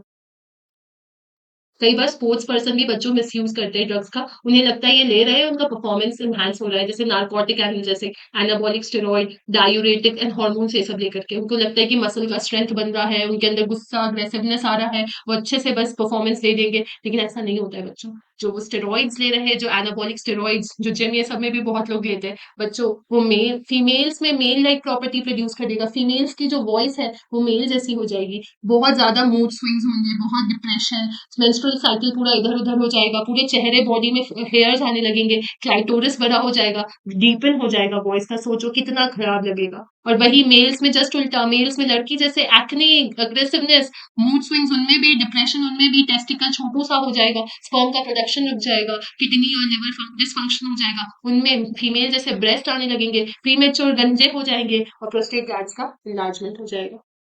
और सबसे बड़ा चीज, सीवियर फेशियल एंड बॉडी में एक्ने तो हो रहा है, ग्रोथ सेंटर्स ही रुक जाएगा, बंद हो जाएगा, हाइट ही छोटी रह जाएगी तुम्हारी ये सब करने से। समझ आया कि ड्रग अब्यूज, अल्कोहल अब्यूज बहुत खराब चीज है बच्चों। अब तुम कैसे इसको प्रिवेंट कर सकती हो?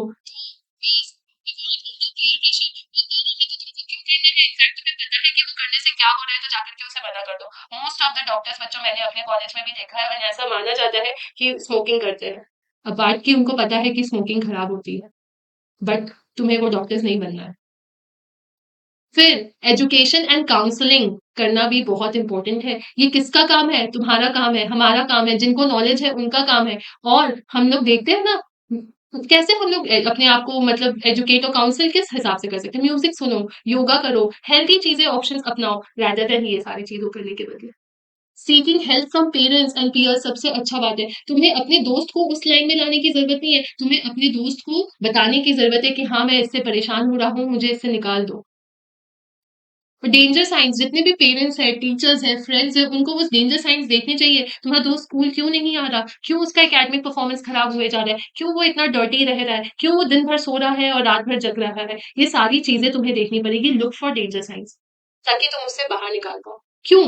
एज अ इंडिविजुअल तुम्हारा क्यों रोल है कि कोई और इंडिविजुअल अगर ड्रग एडिक्ट है तो उसको ठीक करेगा? बच्चों, हर एक इंडिविजुअल जो होता है, और इस एज में तो खासकर उसके फैमिली उस पे डिपेंडेंट होती है, तो वो सिर्फ अपना हेल्थ खराब नहीं कर रहा, वो उस पूरे फैमिली का हेल्थ खराब कर रहा है। और जब फैमिली की हेल्थ खराब होगी तो अल्टीमेटली तुम्हारी पूरी सोसाइटी की हेल्थ खराब होगी, एंड पूरी इंडिया की हेल्थ खराब होगी, पूरे कंट्री की हेल्थ खराब होगी। इसलिए एज एन इंडिविजुअल सबका रोल है कि ड्रग अब्यूजर्स को क्या करना, हेल्प करना। और जब पता चल जाए तो seeking professional and medical help. आज के डेट में बहुत सारे साइकाइट्रिस्ट है, बहुत सारे साइकोलॉजिस्ट है, बहुत सारे रिहैब प्रोग्राम्स चल रहे हैं इन लोगों के लिए, जहाँ पे कोई डिस्क्रिमिनेशन नहीं होता, कोई कुछ नहीं होता, तुम्हें बस प्रॉपर ट्रीटमेंट दिया जाता है, तुम्हें समझा करके। तो ये हमारा लास्ट टॉपिक था इस चैप्टर का, जो कि हम लोग एक बार एनसीईआरटी से रिवाइज कर लेते हैं। मैं डायरेक्ट समझाते हुए बोलूंगी कि ओपियोइड्स क्या थे बच्चों, सीएनएस पे काम कर रहे थे। उसका दूसरा नाम हीरोइन था। हीरोइन, इसका एग्जाम्पल में हीरोइन था, जिसको हम लोग स्मैक बोल रहे थे, जो कि डायसिटाइल मॉर्फिन का बना है, जिसको हम लोग एक कॉफी प्लांट से निकाल रहे हैं। क्या इसका केमिकल स्ट्रक्चर और इसका डायग्राम में याद रहेगा? बिल्कुल याद रखना ही पड़ेगा। उसके अलावा ये क्या कर रही थी? सीएनएस को स्लो डाउन कर रही थी। वैसे ये कैनाबिनॉइड है, कैनाबी सटाइवा प्लांट से आती है। इसका डिफरेंट डिफरेंट फॉर्म है, चरस गांजा डिफरेंट फॉर्म में डायरेक्ट हार्ट पे अफेक्ट करता है। एक कोकेन है, एरिथ्रोजाइलम कोका से आया है, और ये जो कोकेन है ये हैलुसिनेशंस प्रोड्यूस करते हैं। और इसके अलावा और भी एट्रोपा बैलेडोना धतूरा होती है, जो कि हैलुसिनेशंस प्रोड्यूस करती है। अब बहुत सारी ऐसी ड्रग्स है जो डिप्रेशन ये सब बीमारी को ट्रीट कर रही है, लेकिन उसका भी अब्यूज इंडिया में होता है। अब इसके अलावा हमें क्या करना है? स्मोकिंग, टोबैको, ये तो बहुत खराब चीज है, इसमें निकोटीन है, ये हमारे बॉडी में हार्ट रेट और बीपी बढ़ाता है, हमें एड्रेनलिन रश देता है, लेकिन इससे लंग्स का कैंसर, ब्लैडर का कैंसर, थ्रोट का कैंसर, दिन भर खाते रहो, ओरल कैविटी का कैंसर, बॉडी में ऑक्सीजन की कमी, सारी चीजें हमें देखने को मिलेगी। एडोलेसेंट सबसे ज्यादा अल्कोहल अब्यूज में जा रहे हैं, क्योंकि उन्हें पता ही नहीं है, उनका एज ग्रुप इतना सेंसिटिव है कि वो तुरंत से इजिली एंटर कर जा रहे हैं 12 टू 18 ईयर्स ऑफ एज को। तो एडिक्शन किसको बोलते हैं? जब तुम फिजियोलॉजिकली किसी चीज से अटैच हो जाओ, उसको लेने से तुम्हें यूफोरिया और थोड़ी देर के लिए अच्छा लगे, इतना अच्छा लगे कि तुम उस पर डिपेंडेंट बन जाओ, बार बार उसके लेते रहो, और इतना ले लो कि जब तुम उसको छोड़ो तो तुम्हें विड्रॉल फीचर्स आने लगे, तुम्हें एंग्जाइटी होने लगे, बॉडी कांपने लगे, स्वेटिंग होने लगे। जब तक ठीक ना हो, जब तक तुम उसको वापस से ले लो, इस विड्रॉल सिंड्रोम। इसका इफेक्ट सबको होता है, मतलब पूरी सोसाइटी को होता है। वार्निंग साइंस क्या हो सकता है? तुम्हारा स्कूल का परफॉर्मेंस गिरेगा, किसी चीज में मन नहीं लगेगा, डिप्रेशन, थकान, अग्रेसिवनेस, रिबेलियस बिहेवियर हो जाएगा, फैमिली फ्रेंड्स के साथ रिलेशनशिप खराब, स्लीपिंग हैबिट, ईटिंग हैबिट सब खराब हो जाएगी। तो ये सारे इफ़ेक्ट्स होते हैं। और सबसे बड़ा बात यहाँ पे, जो ये ड्रग्स ले रहे हैं उनको एड्स और हेपेटाइटिस बी, ये भी तो इम्पोर्टेंट चीज़ है, बीमारी भी लेकर के जा रहे हैं। और क्या लेकर के जा रहे हैं? क्रोनिकली लो तो लिवर में डिज़ीज़, नर्वस सिस्टम में प्रॉब्लम हो सकता है। कुछ तो पागल लोग ऐसे स्पोर्ट्स पर्सन होते हैं, उनको लग रहा है इसको ले रहे हैं, जैसे कुछ ड्रग्स को लेने से उनका परफॉर्मेंस बढ़ेगा, उनको पता नहीं परफॉर्मेंस तो बढ़ गया, उनके साथ बहुत खराब चीज़ें हो सकती है। फीमेल मेल जैसी हो सकती है, भारी आवाज़, चेहरे में एक्ने, पूरे बॉडी में हेयर, मेल्स का जस्ट उल्टा, स्पर्म प्रोडक्शन कम, फीमेल जैसे ब्रेस्ट आने लगेंगे, मूड स्विंग्स, ये सारी बीमारियां होने लगेंगी, हाइट बढ़ना रुक जाएगा, ये सारी चीजें। तो कैसे हम लोग इसको रोक सकते हैं? तो सबसे पहले पीयर प्रेशर में नहीं जाने का, दोस्त पी रहे हैं तो तुमको पीने का जरूरत नहीं है, इनफैक्ट उसको बताओ कि उसको क्या हो सकता है। प्रॉपर एजुकेशन एंड काउंसलिंग की जरूरत है, पेरेंट्स और पीयर्स से जाकर के हेल्प करो, ना कि उनको इस चीज में एंटर करवाओ। लुकिंग फॉर डेंजर साइंस, ये अगर आस-पास तुम्हारे कोई भी पेरेंट्स है, कोई भी तुम्हारे टीचर्स हैं, तुम दोस्त हो, तुम देखो कि तुम्हारे पास कोई भी ऐसे बच्चे हैं जो इस चीज़ में इन्वॉल्व हैं, तो उनको जाकर के हेल्प करो और उनको प्रोफेशनल और मेडिकल हेल्प दिलवाओ। साइकोलॉजिस्ट, साइकियाट्रिस्ट, रिहैब सेंटर्स लेकर के जाओ और उनका अच्छे से ट्रीटमेंट करवाओ। तो बच्चों, आज हमने क्या पढ़ा कि हमने जितने भी लिविंग ऑर्गेनिजम्स इतने सारे पढ़े, वो लिविंग ऑर्गेनिजम्स हमें कैसे इन्फेक्ट कर रहे हैं, हमारे अंदर डिजीज कैसे कॉज कर रहे हैं, इसके बारे में पढ़ा। और हमने क्या पढ़ा कि हमारे बॉडी में उनको फाइट करने के लिए जो इम्यूनिटी है, उस इम्यून सिस्टम के बारे में पढ़ा। और अल्टीमेटली दुनिया में बहुत सारे ऐसे प्लांट के से बने हुए चीज़ें हैं जिसको हम लोग ड्रग्स बोलते हैं, या फिर डिफरेंट डिफरेंट फॉर्म से बने हुए ऐसे केमिकल सब्सटेंसेस हैं जिसका हम लोग अब्यूज करते हैं और उस पे डिपेंड हो जाते हैं, और उसको फिर अल्टीमेटली उससे क्या-क्या हमारे बॉडी में इफेक्ट्स होते हैं और उससे कैसे प्रिवेंट कर सकते हैं, उस चीज़ के बारे में पढ़ा। और कल हम लोग पढ़ेंगे कैसे लिविंग ऑर्गेनिजम्स, कैसे माइक्रोब्स जो है वो ह्यूमन वेलफेयर में यूज़ हो सकते हैं। Thank you. ये बहुत इंपॉर्टेंट चैप्टर था, बहुत ईज़ी था, लेकिन थोड़ा-सा बड़ा था। आई होप आपको समझ आया होगा। Thank you.